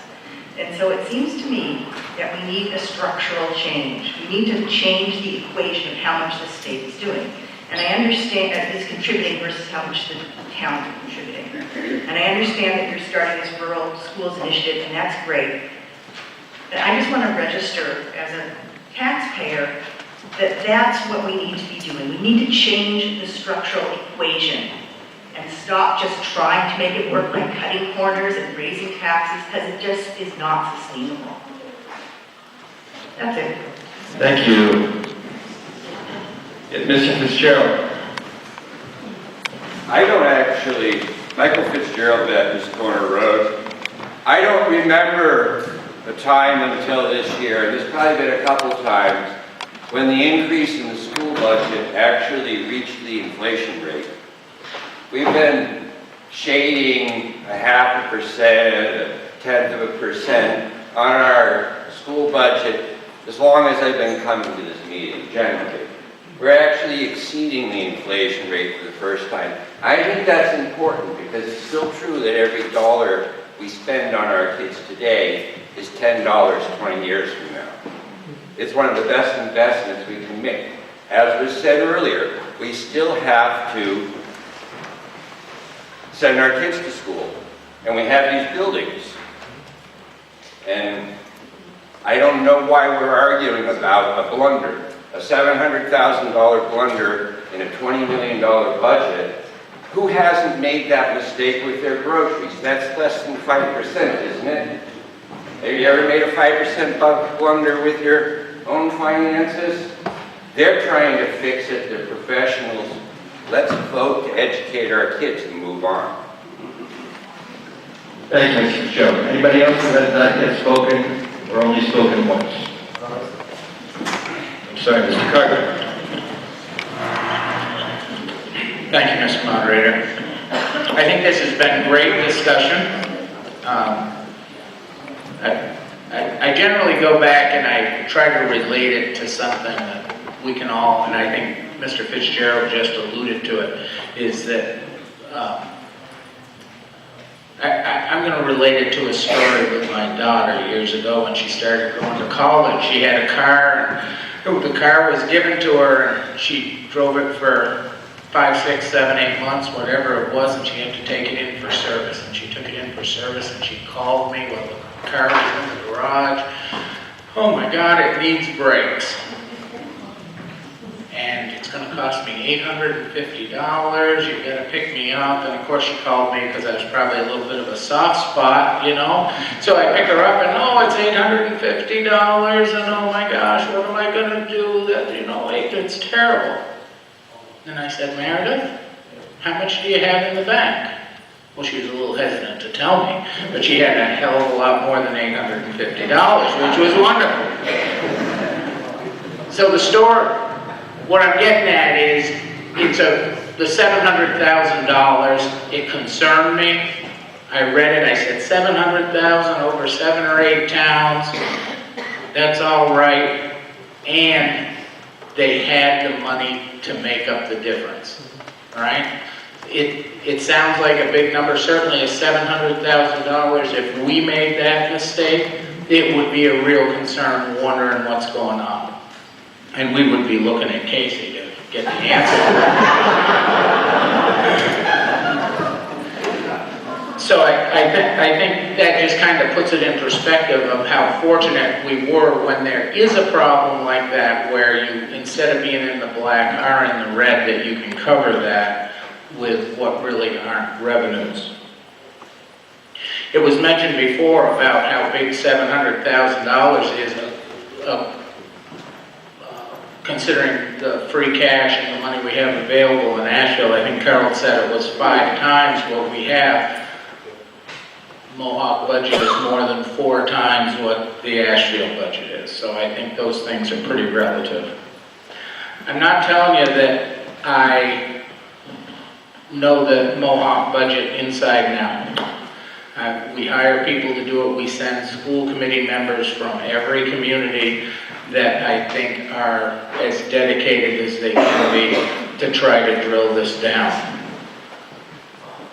I'm not telling you that I am thrilled that the cost of education goes up and that our enrollment goes down. It's quite disappointing.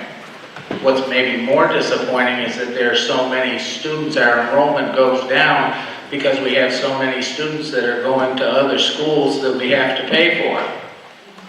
Remember, that all gets mixed in also.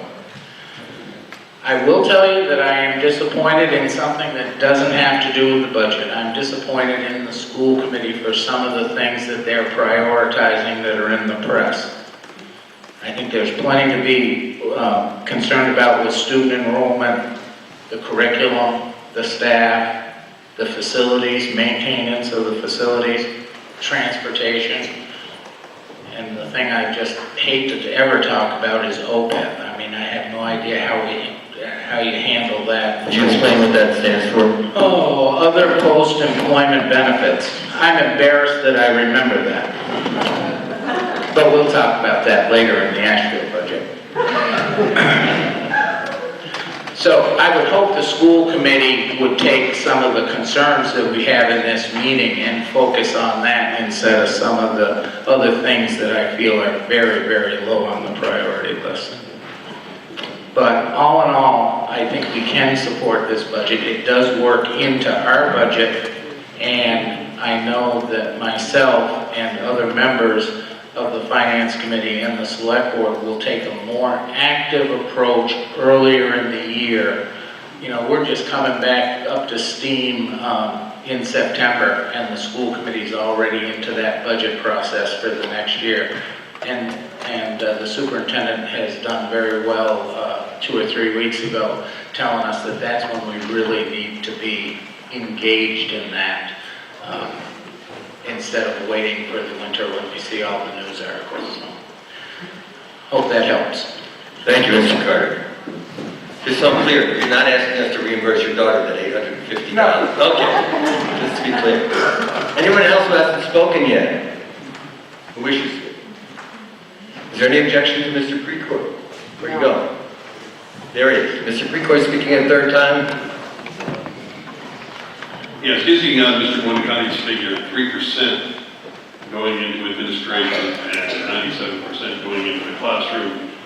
That means for the increase of $136,000, that means $4,080 went into administration, and $131,920 of these additional funds are being pumped into the classroom, I'm using your number. We might not, I certainly don't expect you to have this, we might not have this now, but what I would like to take a look at, and I'm in full support, incidentally, of getting the school budget done and supporting our kids, but taking a look over the past several years, taking a look at the increases using that 3% figure that we said, how much are we increasing our investment in each student in increased funds over a number, let's say 5 years. Let's take the past 5 years and divide that 97% by the number of students. Let's take a look at the long-term trend and then see if we're happy to address Mr. Martin's point, whether this is a kind of responsible administration that we can support. Thank you. Any further discussion at 11:45? Are we ready to vote on Article 7? Yes. All those in favor of Article 7, school expenses, raising and appropriating $2,770,846 as described in the table on Article 7, say aye. Aye. Any opposed? No. Any abstentions? It's needed a simple majority, and it passes. Thank you. I believe the superintendent has to get on to Plainfield Town Meeting, correct? Yes. Thank you. Good discussion. And by the way, I'm not sure if we really heard it. David Newell, who's been serving this town for decades as Finance Committee member, has worked tirelessly these last, I don't know how many years, to inform us on some of the school expenses, particularly vocational expenses, and I'd like to acknowledge Mr. Newell.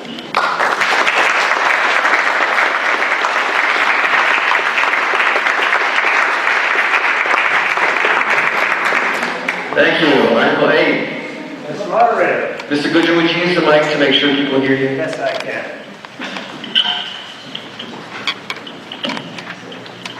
Hello. I move that the town vote to accept Massachusetts General Law, Chapter 40, Section 57, which allows municipalities to deny local licenses and permits, including renewals and transfers, issued by any board, officer, or department for any person, corporation, or business enterprise who has neglected or refused to pay any local taxes, fees, assessments, betterments, or any other municipal charges. Is there a second? Second. Mr. Olenek seconds.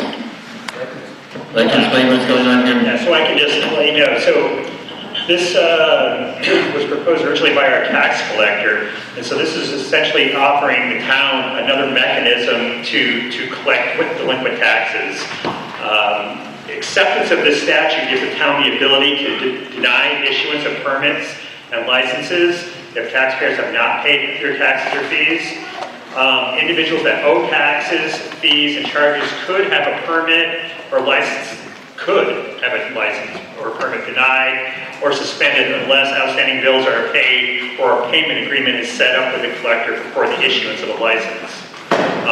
In addition to this, you'll notice Article 8 is basically, the town would have to approve that bylaw and the details of that process, which is in the next article, to deny any permit or license.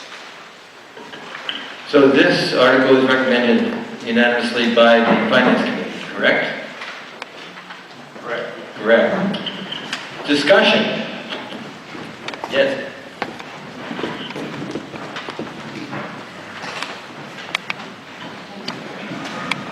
Patricia Perlman, Suburban Drive. I just have a question. If one of our citizens, one of our townspeople, our friends are struggling in some way, some unexpected, there are ways to arrange extended payments. This is not like an immediate loss of maybe their livelihood. No, there is a process for this. The idea isn't to try to just punish people and put a business out of business or anything like that. What we have is a payment plan. It can be set up with the tax collector.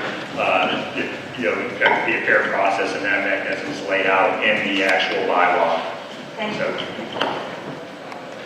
Good question. Other questions, comments? Yes, ma'am. I'm Susan Stark. I'd like to express my opposition to this. Buckland Road. I express my opposition because I think it's a civil liberties issue. The town and all municipalities have adequate measures right now to collect taxes through the lien and foreclosure process. This is punitive. 5% of people 20 years ago, 30 years ago, used to require licenses to engage in their livelihood. It's now up to 25%. There are increasing number of licenses and permits that people are required to have. This potentially denies people livelihood by giving the town an ability to take a license or a special permit away when there already is a remedy for not paying your taxes. This invites litigation. There are many public interest law firms that are combating this kind of practice at the municipal and the state level. It's going on across our nation because this is being applied unfairly to people, denying them permissions to do things because they can't or don't pay their taxes. I think it's very important that this be defeated. Thank you. Thank you. Mr. Carter?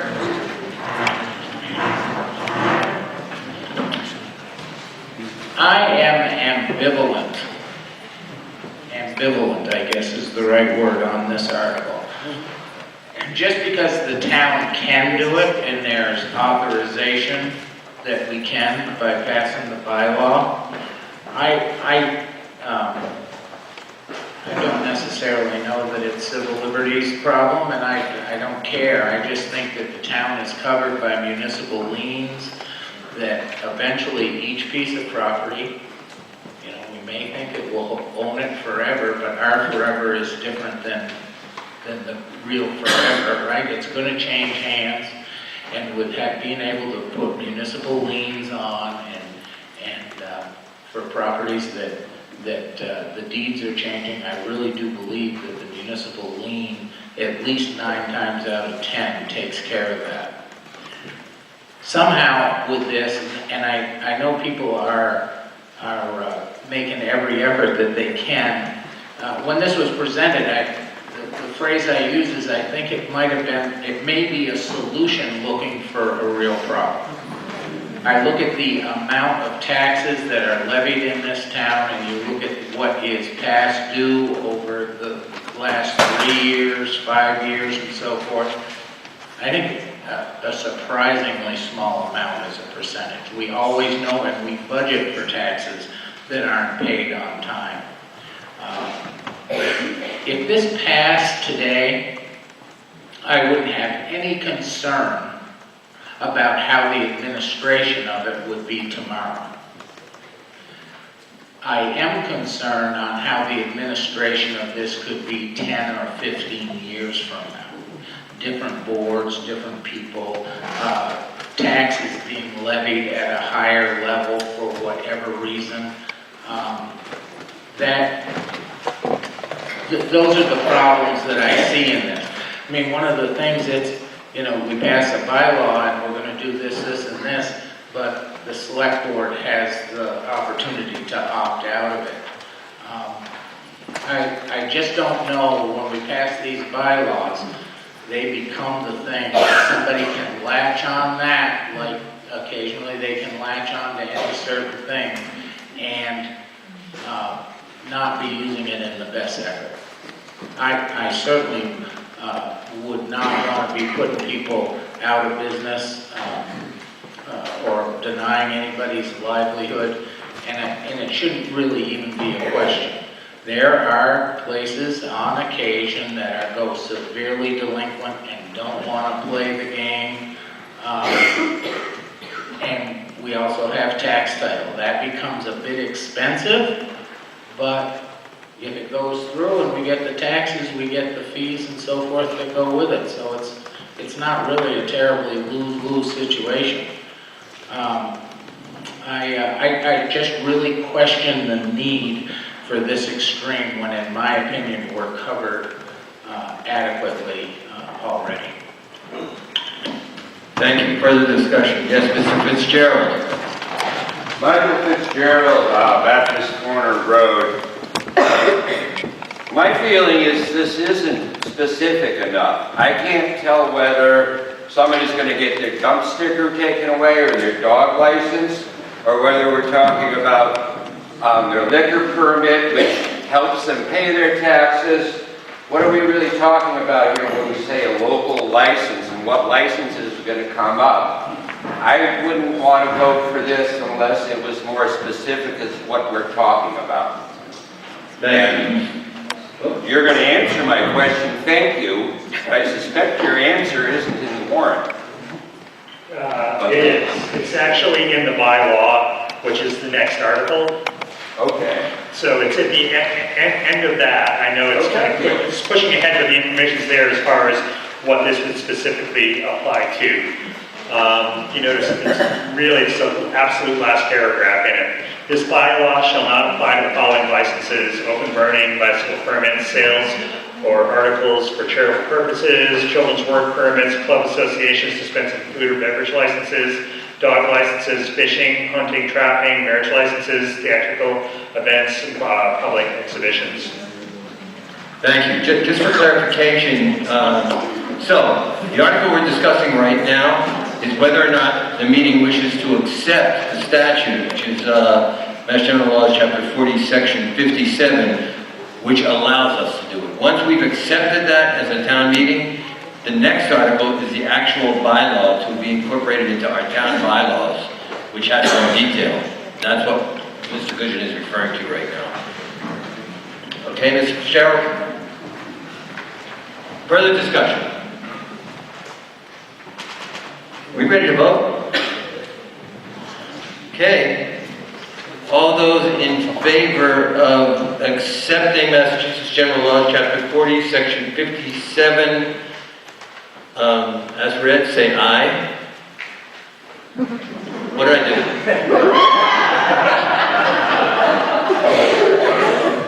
All those in favor of Article 8, which calls upon us to accept Massachusetts General Law 40, Section 57, say aye. If you approve. All those in favor? All those opposed? No. All those abstaining? There we go. Motion failed. I didn't expect it. So we will pass on Article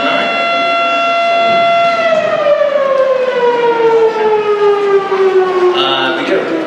Mr. Moderator? Hang on, Mr. Carter.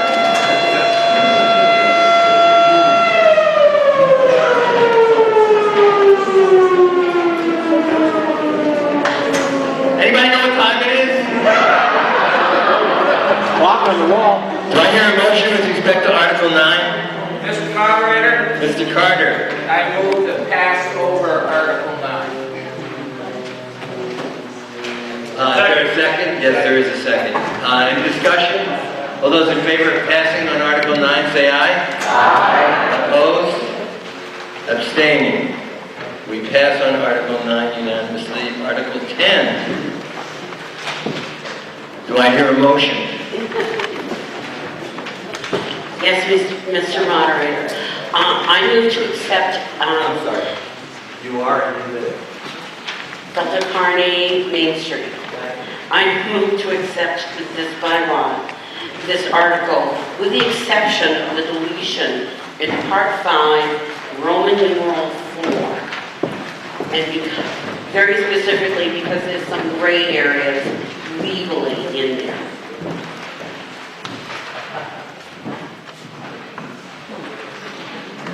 So it's Part 5, Roman numeral 4. Is there a second to the motion? Second. Which moves the question, but it moves it without that language in Part 5, Subpart 4, which begins no certificate of registration. So I heard a second. Where did I hear a second from? Hi. There is no position on part of the Finance Committee taken? No recommendation? Correct? Correct. So, would you like to discuss this with us? First off, are there any specific questions about what's written? I started this because I had an incident at my house that required a police call. And that's when I found out that the town of Ashfield has no rules, regulations, or bylaws about anybody going door to door. And that really surprised me because I thought we did. You'll be happy to know that this will not cost the town of Ashfield any money. It does not increase the tax or anything like that. There are fees associated with this that can be collected from commercial enterprises. The police chief has assured me that she will be able to handle the 2 or 3 requests that she would expect each year coming in from people wanting to go door to door. I worked with people in town with a little bit of a subcommittee going on. Things were added and subtracted. Most of what's here comes from other towns' bylaws. I consulted with lawyers to make sure that we weren't impinging on civil rights. And this has already gone through the select board and gone to our town lawyer. And with the exception of that one little article, part of the article, everything else is fine. This does not mean that people cannot come, nobody can come to your house. This just means they get registered to do so. And if you want to make sure that you do not have people coming to your house, then in writing you contact the police station and they are required to create a list of houses, not people, the addresses where nobody should go and do any solicitation.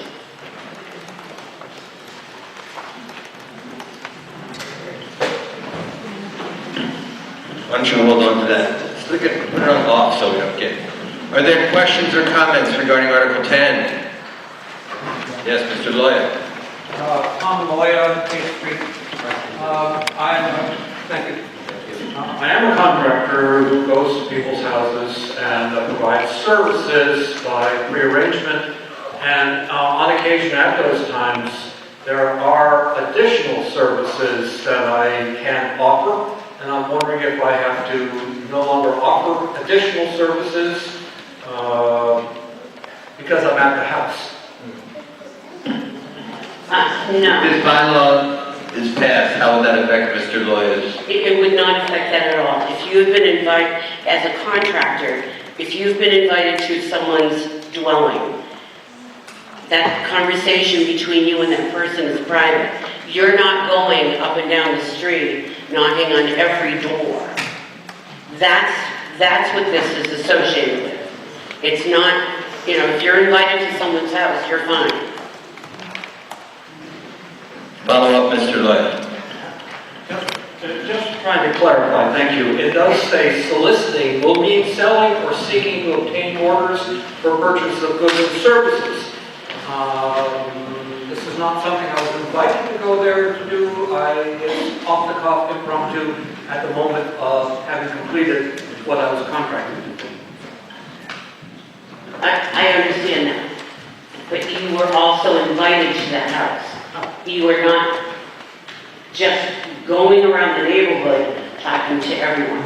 If you're invited to someone's house, what goes on in the conversation between you and that person is between the two of you. It does not have to do with soliciting door to door in the town. Thank you, Mr. Lloyd. Mr. Gray.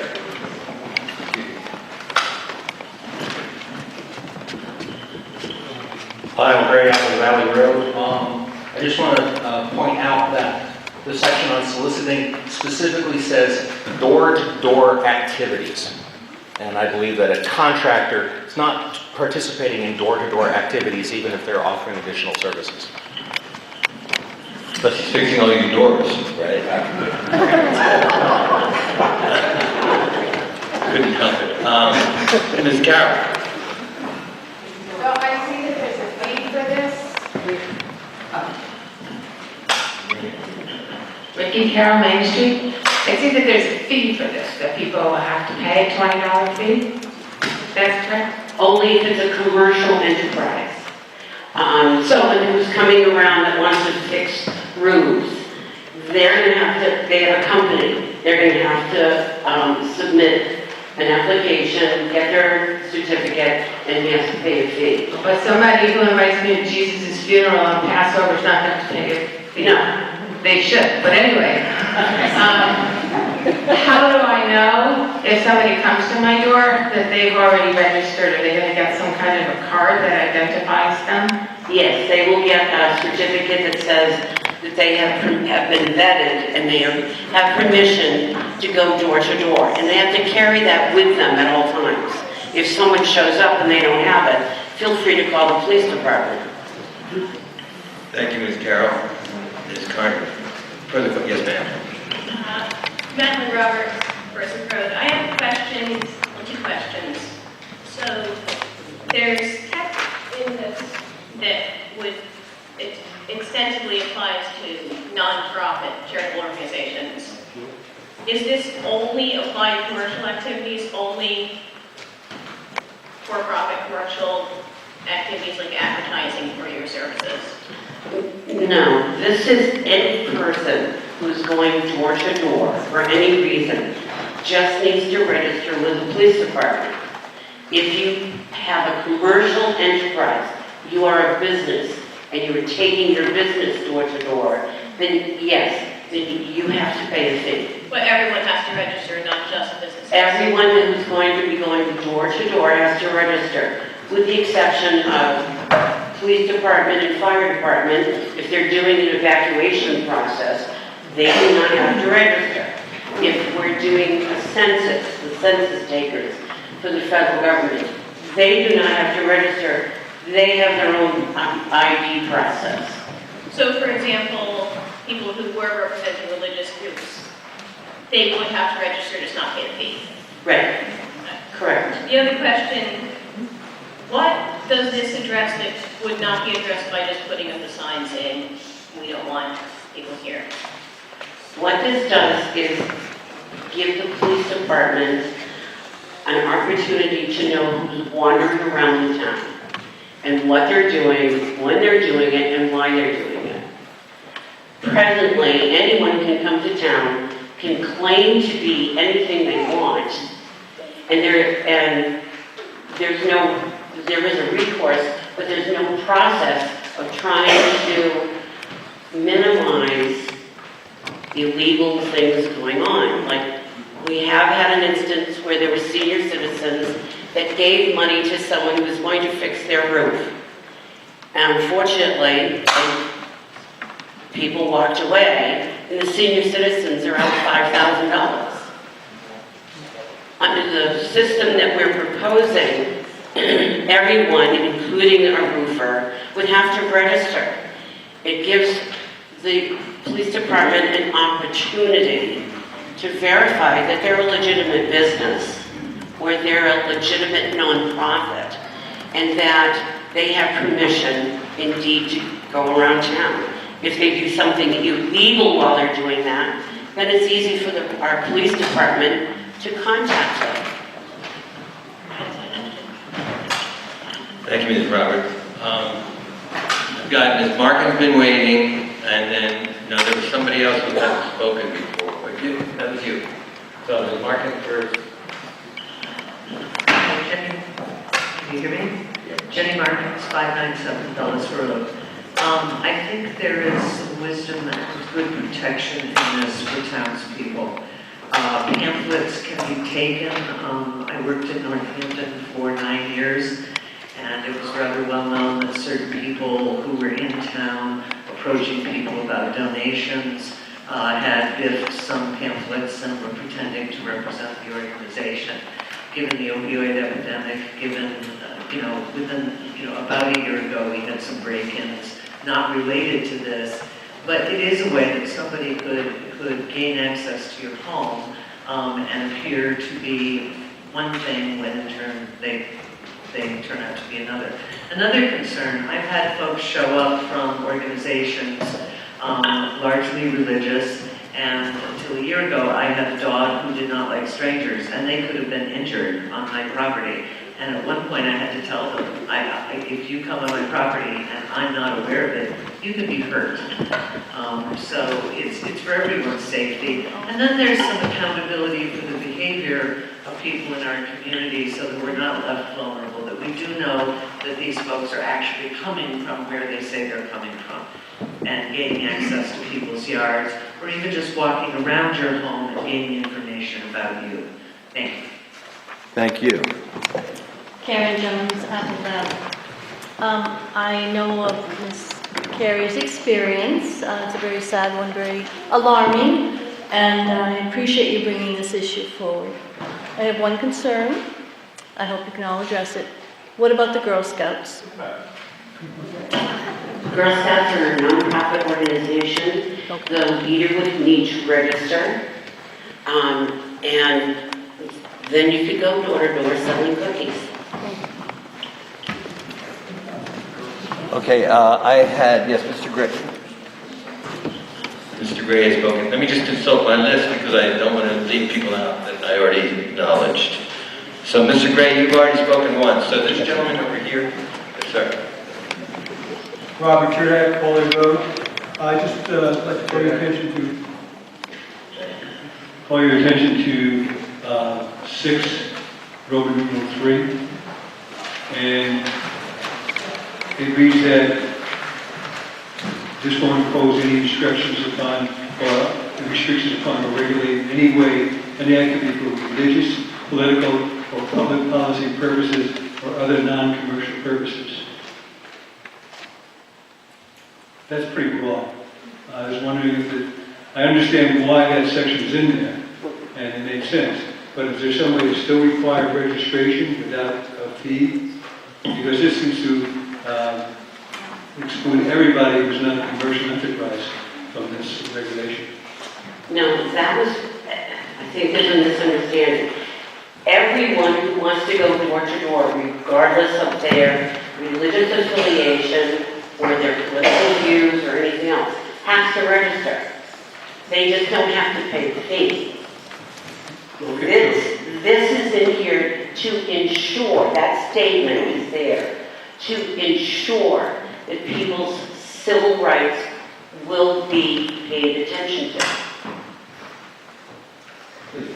We cannot stop. You can't physically stand in front of people and say, because you're not part of my religious group, you can't go door to door. That's not what's going to happen. All they have to do is register. That's right. Is registration considered a restriction? No. Well, I'd like to say why you think it is.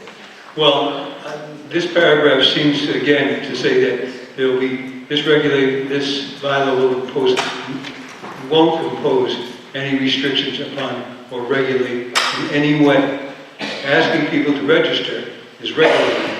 This seems to make the whole thing null and void for anything but commercial applications. Maybe I can help. No, that's yours. And maybe I can help a little just because I'm a civil rights attorney.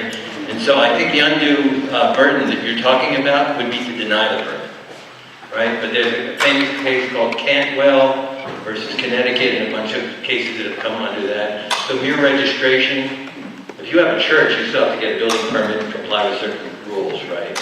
It's not an undue burden on revision. However, if we were to deny that permit or charge them for knocking on the door and proselytizing, that would be constitutionally impermissible. Go ahead, follow up. Again, the wording is beyond restrict, impose any restrictions or upon or regulate in any way. You're doing a really good job. I think that the law would say that having to check in is not an undue burden. That's my understanding. I haven't researched it. Ms. Roberts, I'm going to give you another chance after other people have spoken. Okay. All right, follow up on him. Sure, Ms. Roberts. So a registration might not be considered an undue burden, but would be considered a regulation. I think that, and that's your point right there, that he's saying yes, and I'm suggesting that town council vetted this, and a number of other town council have vetted it.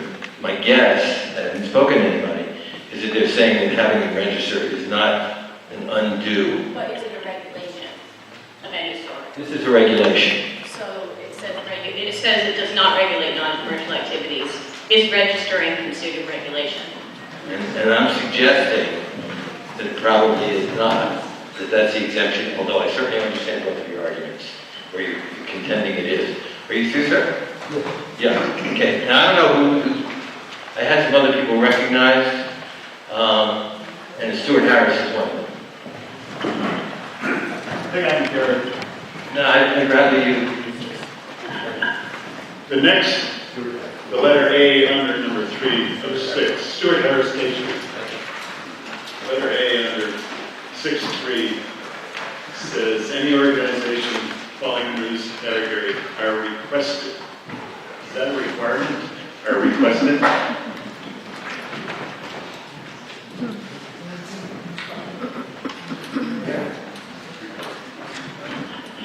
Ms. Carney, do you understand?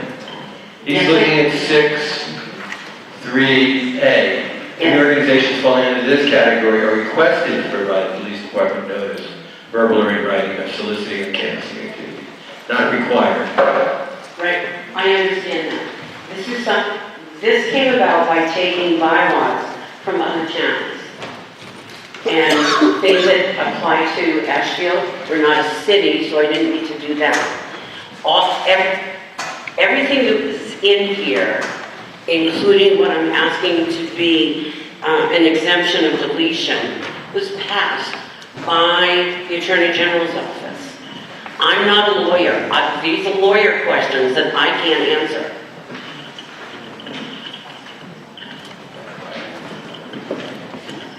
Eric Hoffner, 795 Ashfield Mountain Road. Just the mechanics of how that works. Just a couple of years ago, I had reason to hire a bunch of canvassers to go through the town of Buckland, door to door, offering services and educational materials. Just like everyone else, I had to go to Buckland Town Hall and sign a couple things, and it was very routine and very fast, and everyone knew how to do it, and it was really not a big deal. And anyone who runs an organization who is doing education or outreach or anything like that, they know they should check with each town and, make sure that the police know who you are and that you're registered with the town. It's pretty standard. And I would really support having that here as well. Thank you, Mr. Johnson. Mrs. Gray? There's a mic. Do I need to repeat my name and address? Okay. You were clarifying the registration fee that it would apply to commercial enterprises, not to nonprofits, not to 501c3s, that sort of thing. Where does it say that? I've been going over this, and I have not seen that exclusion. Registration, under number 4, registration fees. 4. Yes, I can see number 4. Right. All it says That is shall be, individual registration certificate, organizational application for registration. It does not say anything about the purpose of the door-to-door operation. what are you asking me about the fee? I'm asking you said, to clarify my question, Okay. I'm asking you said that would only apply to commercial operations, not to nonprofits. Right. I'm asking, where does it say that? Number 6, exceptions. Number 6, exemptions.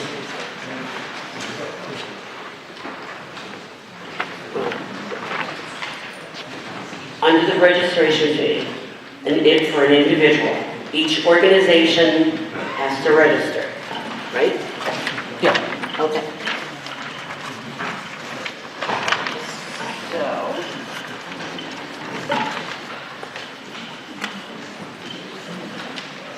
penalty. Any solicitor, canvasser, or other person who has gained entrance, no, that's not it.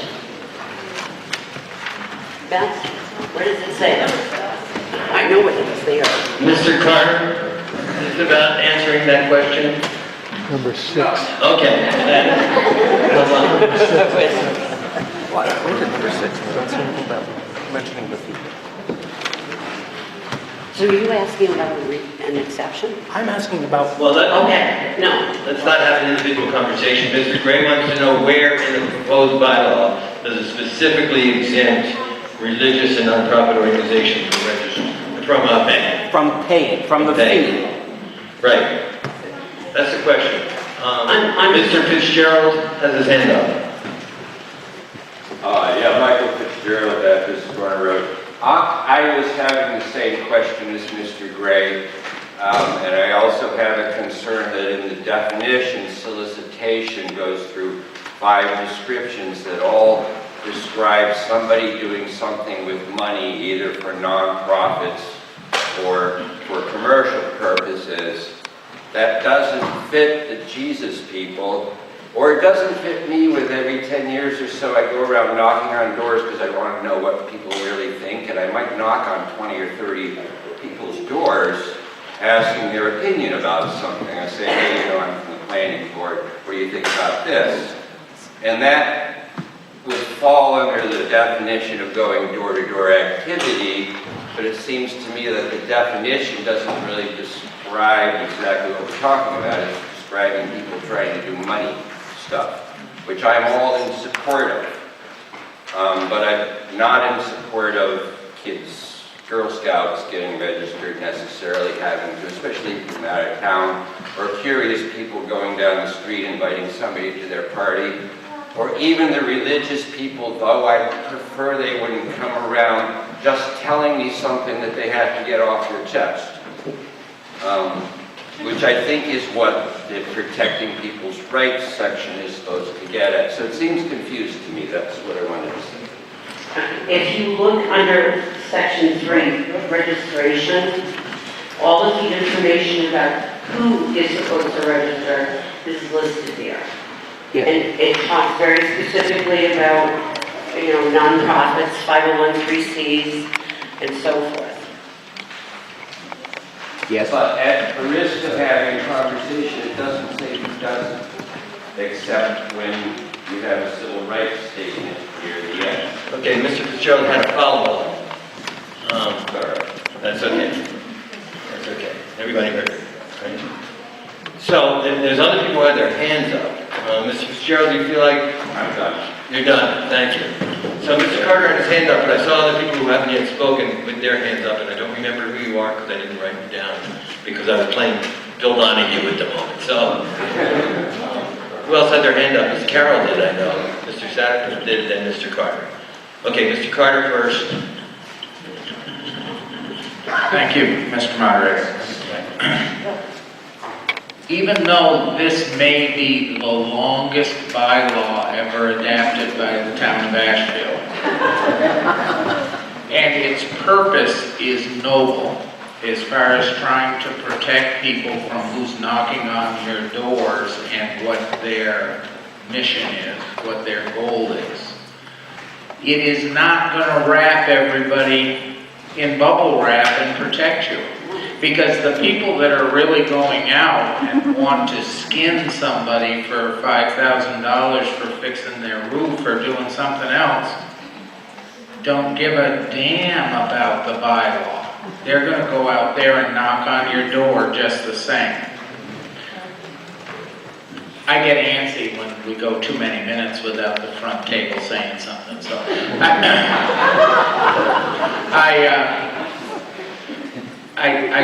again, I wonder sometimes if this, and this is a citizen's petition, and we certainly didn't want to hold it back, but again, I wonder if this is a solution without a problem. Certainly, the rest of you in this meeting have a better idea what issues there are with people coming and knocking on the doors and so forth. I'm not really in a very good position to address that. But remember, the people that would want to take advantage of somebody else aren't going to care about the bylaw and registering. They'll be in and out so quick. My guess is we wouldn't even know until afterwards. Thank you, Mr. Senator. You took great care with your definitions, and this may seem a silly question, but what happens if I just go to one door?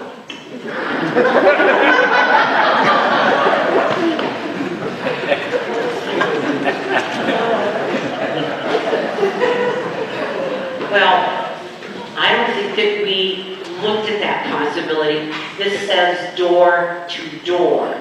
So if you're only going to one door, I don't think this would apply. Carl, unless it's that door, you need permission to get out of there. Yeah. Someone here had their hand up. Oh, Ms. Carroll? It's okay. You're okay.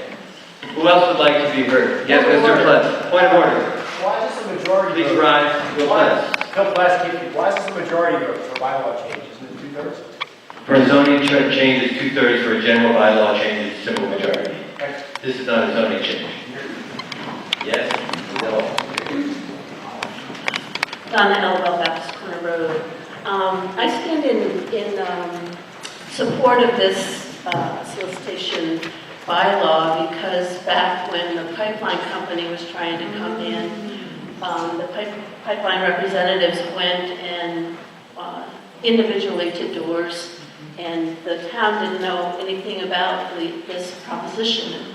And so it became very confusing for everyone, and I think that's really a great service that we could have something that would help protect us as a community from that confusion for one thing, and then we could decide as a group whether we want them, we could help educate each other, and then we could be more informed about any commercial interests coming into town.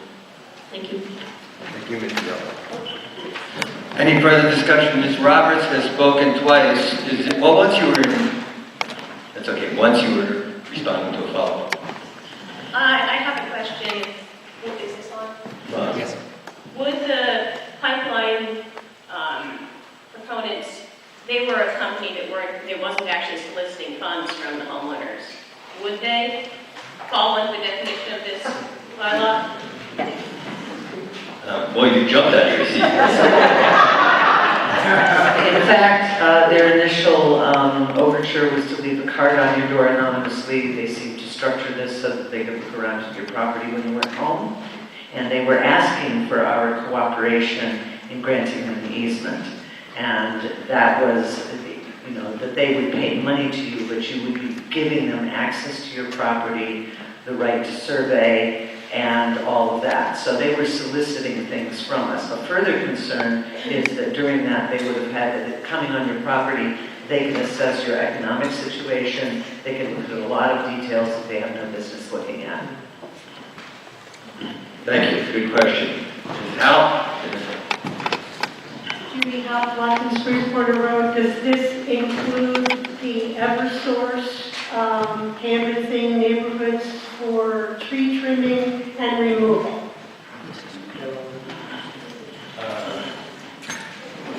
Getting worked out.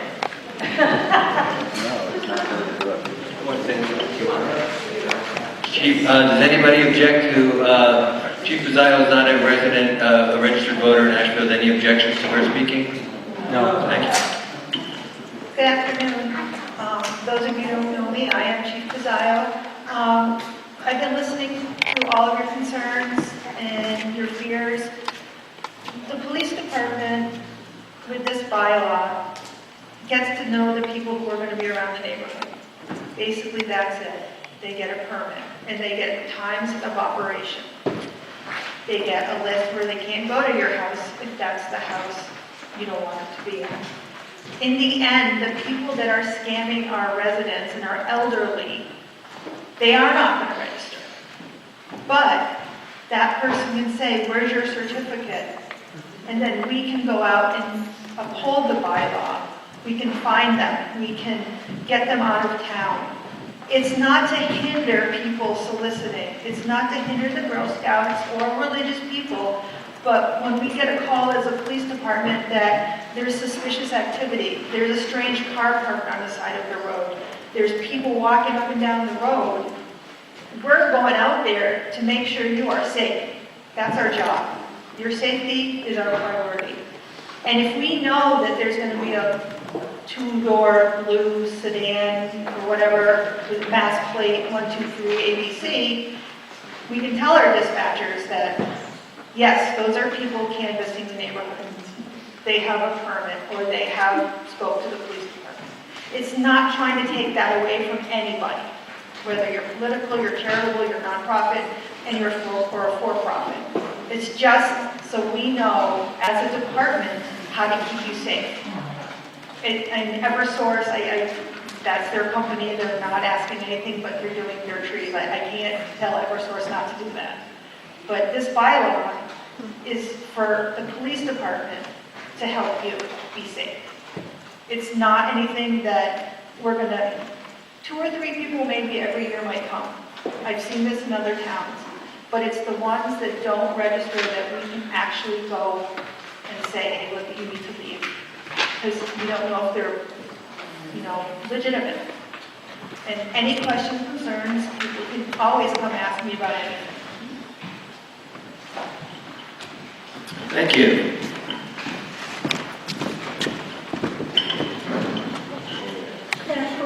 I just had a simple question. How are people outside the town going to know they're supposed to do this registration? Who wants to answer the question? How do people outside of town know they're supposed to register?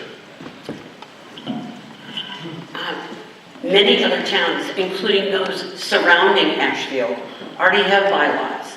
And you can talk to the chief. She receives phone calls, even now, saying that, how do we register in the town because we want to do some soliciting.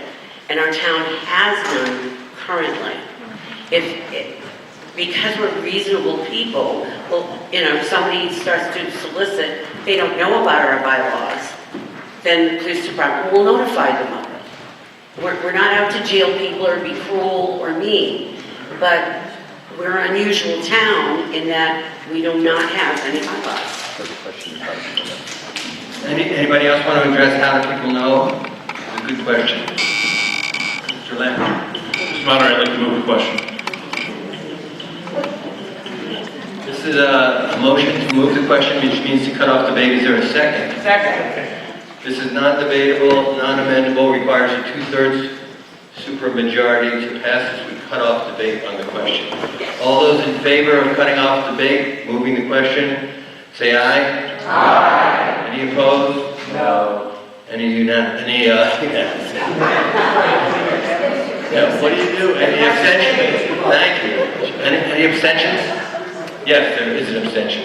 So I rule that that's more than 2/3. Anybody want to disagree with me? Thank you. So the motion carries. So let's go back to the main motion, which is Article 10, which moves to adopt the general bylaw, excuse me while I'm changing pages here. Solicitation by law as moved. All those in favor of adoption of that bylaw, say aye. Aye. Any opposed? No. Any abstentions? Aye. Okay, I rule that the ayes have it and the bylaw passes. Does anybody disagree with that? Okay, then we can move on. Great discussion. We're at 12:34 according to this. I'm thinking of breaking for lunch at 1 o'clock. Does that sound good? Yes. So let's forge ahead to Article 11, General Government Expenses. Do you have a mic? Mr. Goodman. Moderator, I move that the town vote and raise and appropriate $453,836 to fund general government expenses for the fiscal year beginning July 1st, 2019, as presented in the warrant. Is there a second? Second. Mr. Carter.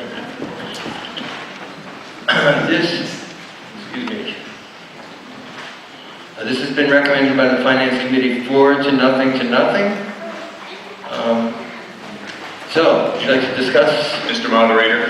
Yes? I rise to revise the endorsement of the Finance Committee.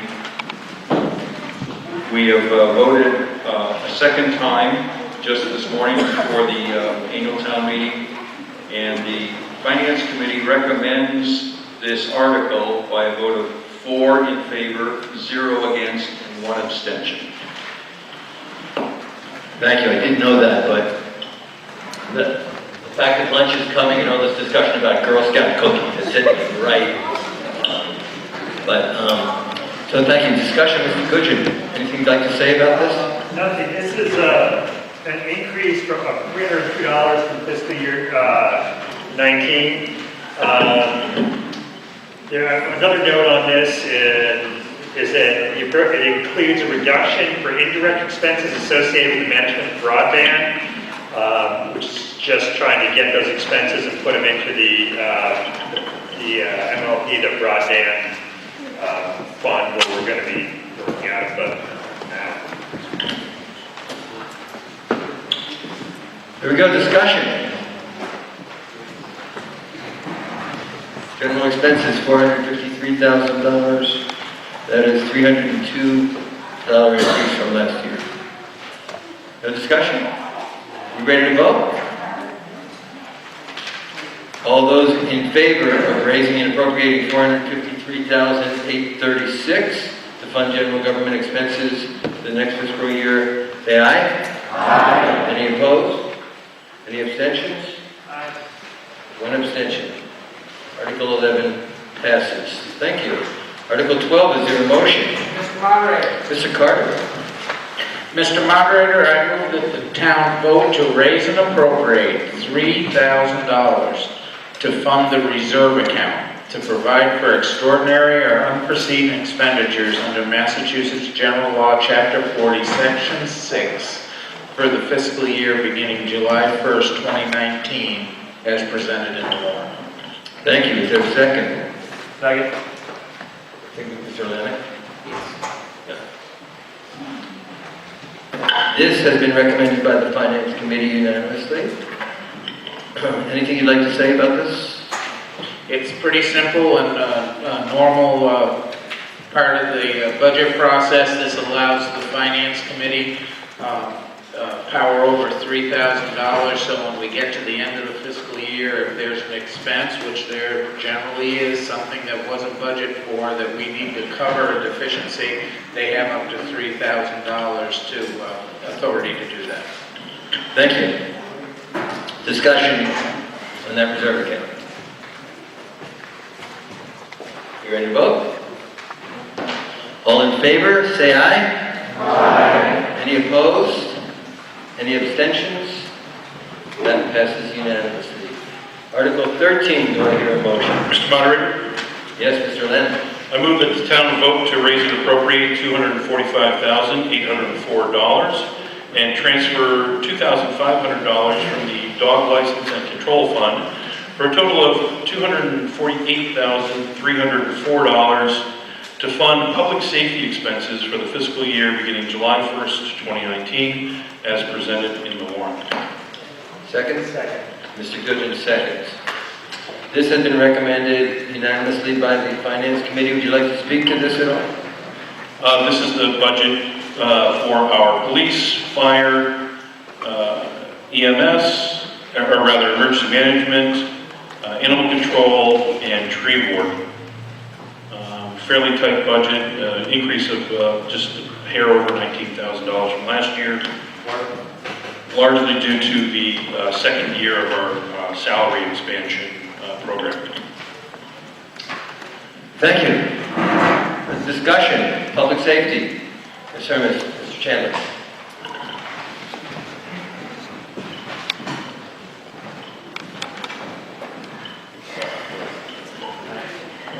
Rick Chandler, Meadow Lane. Just calling your attention to the tree warden expense line here, $8,000. If you go to the fiscal 20 budget proposal page 31, you'll notice that it was $12,000 at that point. So it looks like a cut from the original budget to this current appropriation amount.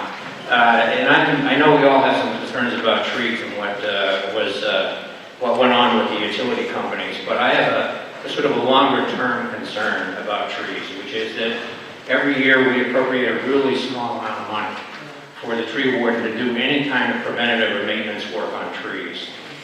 Generally speaking, trees don't get attended to until they're basically dead and they become a public hazard. And so I'm just wondering why this got cut in a section of the budget that otherwise grew slightly larger. And I'd like to put in a plug for, in the long term, spending more money on maintaining our trees than just enough to cut them down.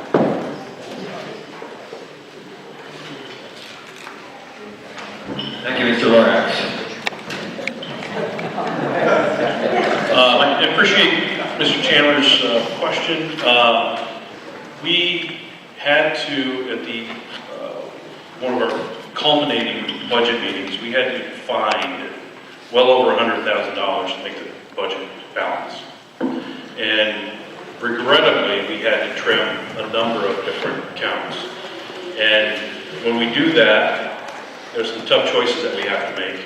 And tree warden account was one of them that we trimmed money from.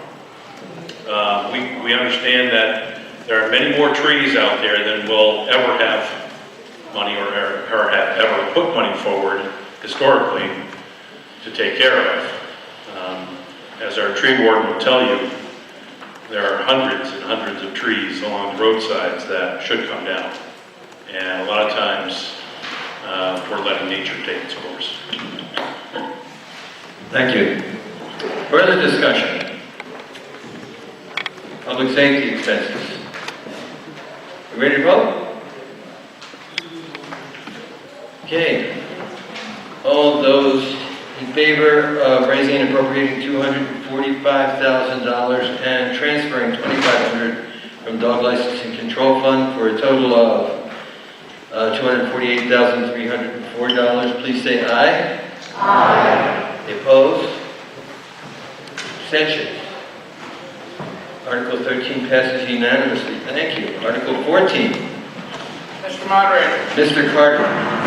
Mr. Moderator, I move that the town vote to raise and appropriate $689,036 to fund public works expenses for the fiscal year beginning July 1st, 2019, as presented in the warrant. Is there a second? Second. Mr. Goodwin seconds. This has been unanimously recommended to us by our Finance Committee. Mr. Carter, would you like to describe what we're talking about here?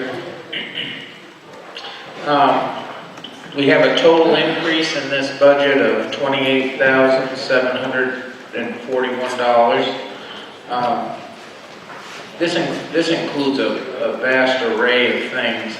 One of them is transfer station expenses are up, but as far as public works, we've increased our general highway expense from a year ago. Probably not anywhere near as much as we should, but we're put extra money in there specifically to address gravel for some of our gravel roads that that have problems.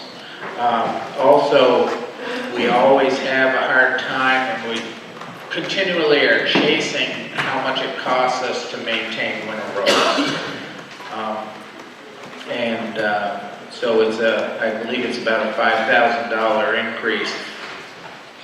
This year, again, it should have been a $15,000 or $20,000 increase, but as Mr. Olenek alluded to, we have that bloody Monday night where we have to bring the budget back into order, and we did get an increase, but probably not as much as it should. I believe I alluded earlier that this year we'll have about a $30,000 or $40,000 overrun on winter roads, and which will work fine in the budget. But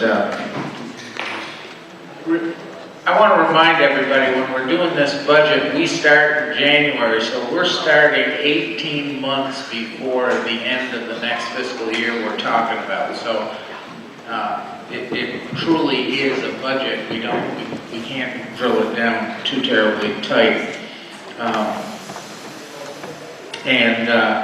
Of course, salary adjustments are in this increase, and I already mentioned about the gravel and the winter roads.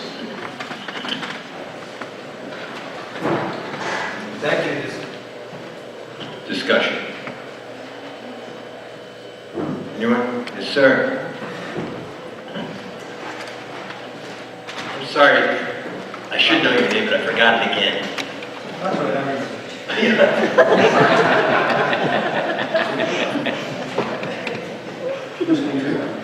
Robert Church, Colony Road.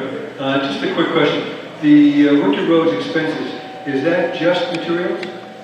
Or is there some other expense, contract labor? Yes, winter roads expenses, is that just materials? Right, winter road is for materials, relief drivers, and overtime that has to be associated with that.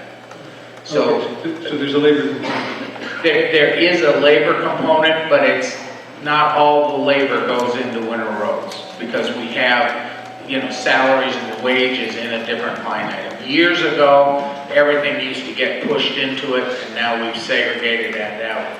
But extra labor and overtime gets charged to winter roads. Thank you. Thank you, Mr. Charlie. Other discussion? Are we ready to vote?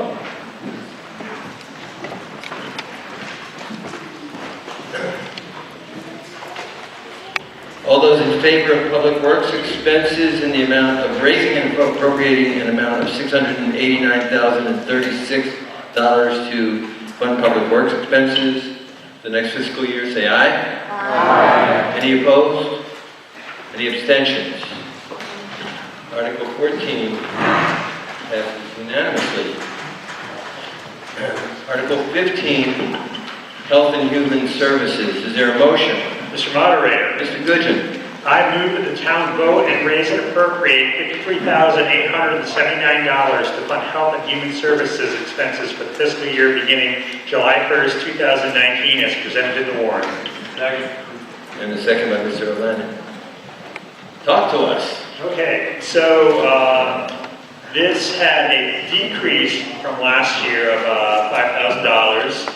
Some of that was from the senior center expenses decreased based on the consortium agreement allocation formula. And then local veterans benefits decreased also just because of need. Other than that. Thank you. This has been recommended by your Finance Committee unanimously. Discussion.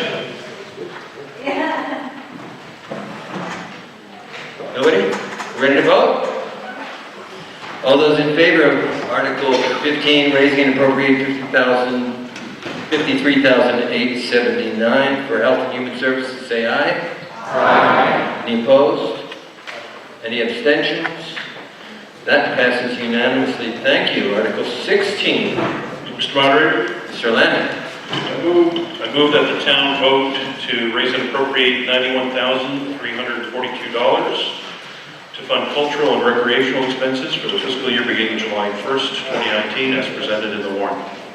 Is there a second? Second. Mr. Goodgen. Thank you. Please, Mr. Leonard. This budget represents an increase of $6,120 over last year's fiscal budget for the same category. And this is one of those areas that sadly we wish was higher. But we just weren't able to maintain the requested funding at the end of the day.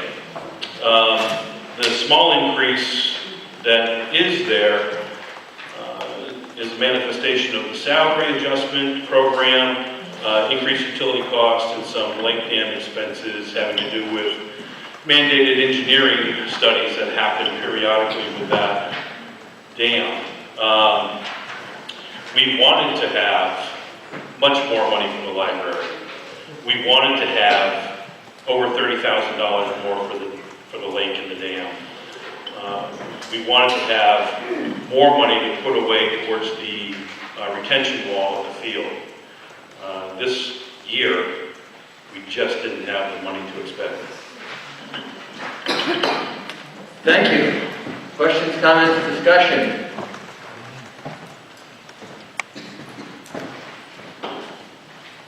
Yes.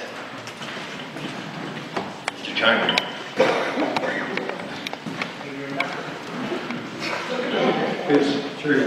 It's Chairman. Chairman. You're in Dallas, aren't you? You're in Dallas downstairs? Yes, right. Yes. All right. Just a quick, you said you'd like to put more money in for the library and for the lake, I suppose, the dam. We're putting, perhaps I don't understand, I know I don't understand this, but we're putting 12.5% into reserves. Right. And last year we put 11% into reserves. We maintained that in reserve, yes. Okay, We didn't add to it, we maintained that much in reserves. I see. But we're retaining more this year. What's the process for deciding what goes into reserves as opposed to what goes into the library and the dam? Right, so when our finance committee has a policy, we're trying to hit a number between 10 and 15% in reserves at all times. And this year we hit the sweet spot right in the middle, 12.5. So the decision is, do we want to draw that down in a year where we're beginning to implement broadband, when we don't have a super clear picture on how many people are going to subscribe? There are going to be anything that pops up that might affect our reserves that we're unaware of. So we're trying to be sort of conservative in where we hit our stabilization and free cash money, and we're being conservative is the answer. Thank you. Mr. Murray.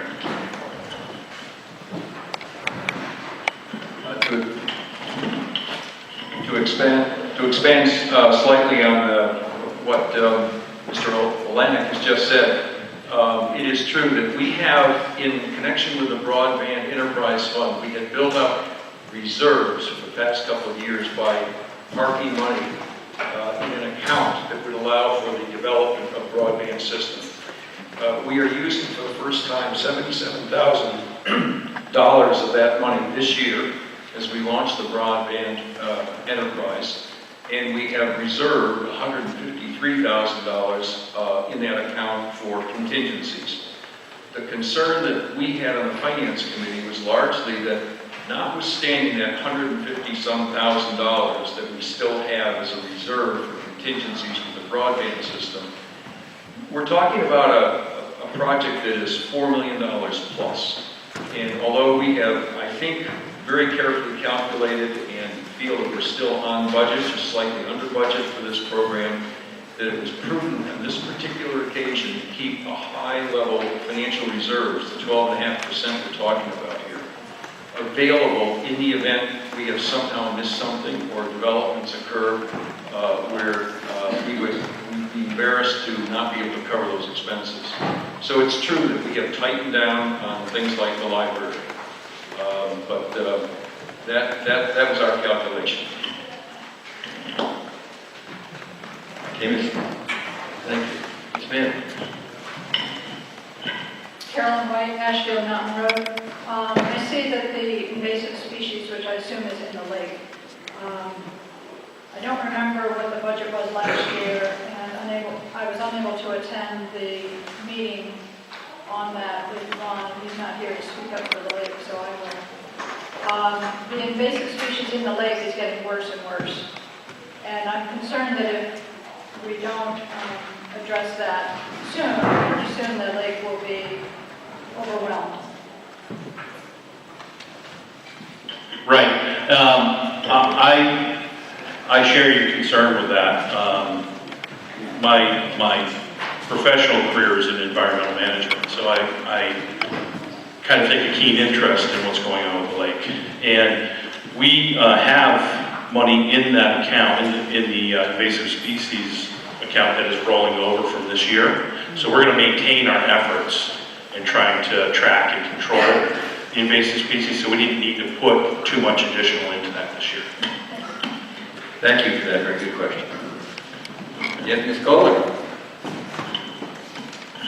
I'm Esther Kohler. I'm at 243 Main Street, and I am a patron of the library and also on the board of trustees, along with my son Indigo, who has a library card and probably takes out more library books than I do.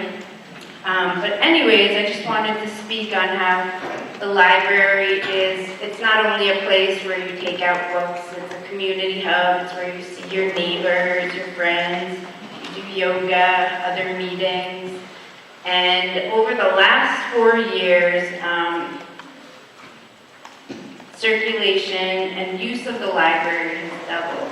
And as far as we know, the hours have never changed. So we were kind of looking to expand our hours, and we ended up doing a survey and asking people what they wanted to see and when they wanted to see the library open. And it was people, we did this with our director, Martha, who many of you know, and we came to the determination that Thursdays from the hours of 10 to 3 would be optimal for young families and also people of retirement age.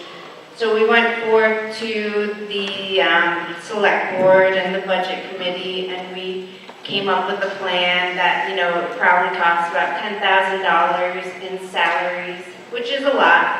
And, they said they can't really do that. So we went back to the drawing board with our director. And we thought, maybe for the busiest months of July, August, and September, we would do it as a trial. So we went back to the select board and asked them for $1,000, and we would come up with the additional $2,000.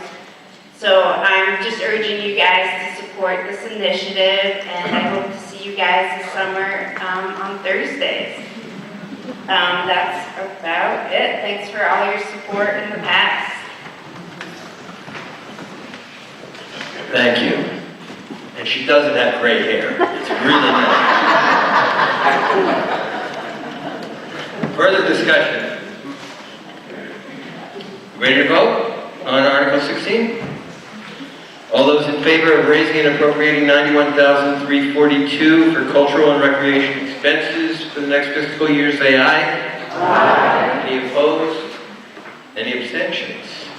Passes unanimously. Thank you all.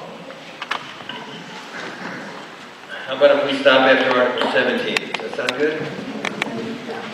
Article 17, is there a motion? Mr. Moderator. Mr. Carter. Mr. Moderator, I move that the town vote to raise and appropriate $204,671 to fund debt service expenses for the fiscal year beginning July 1st, 2019, as presented in the warrant. Is there a second? Second. There's a second and a third. Mr. Carter, would you explain, please? Sure. This is pretty routine, paying the debt and the interest and allowing us to raise and appropriate that money. I alluded earlier in the meeting about the dump truck debt, $100,000 that we intentionally put off from last year. That's in here. That's an increase of $100,000, and the real addition this year is allotting, even though we're not sure what it's going to be this year, as we start borrowing money for the broadband implementation, we plugged in $25,000 to cover that amount of interest for the first year. Exactly what that's going to come out to, we're not sure, but it's a budgeting tool, and at this point, I would think it would be very reasonable.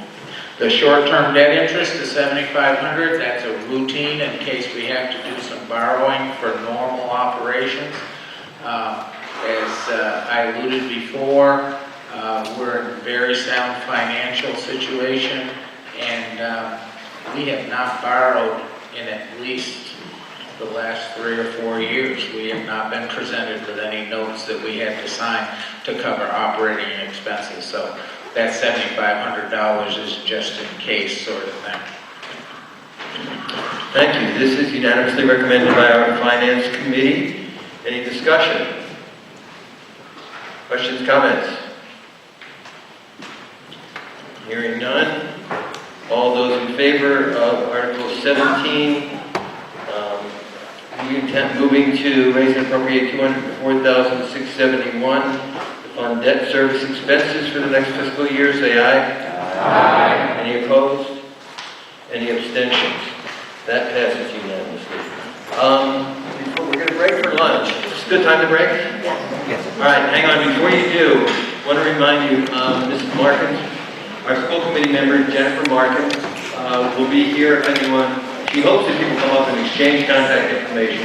She really hopes there's somebody willing to join her in her lonely task of representing us in the school committee, and a select board willing to appoint someone who's so interested. Also, Mr. Colt, did you just leave? Yeah. I'm just manning my table. He's tapping his table out there. Please sign up for broadband if you haven't already done so. And I just want to say, I always forget, Judy Howe every year makes us feel like we're a little outside by bringing us beautiful flowers. Thank you for what you do. Thank you. We're going to suspend 1:45. Does that sound good? Let's be back at 1:45. You guys are great.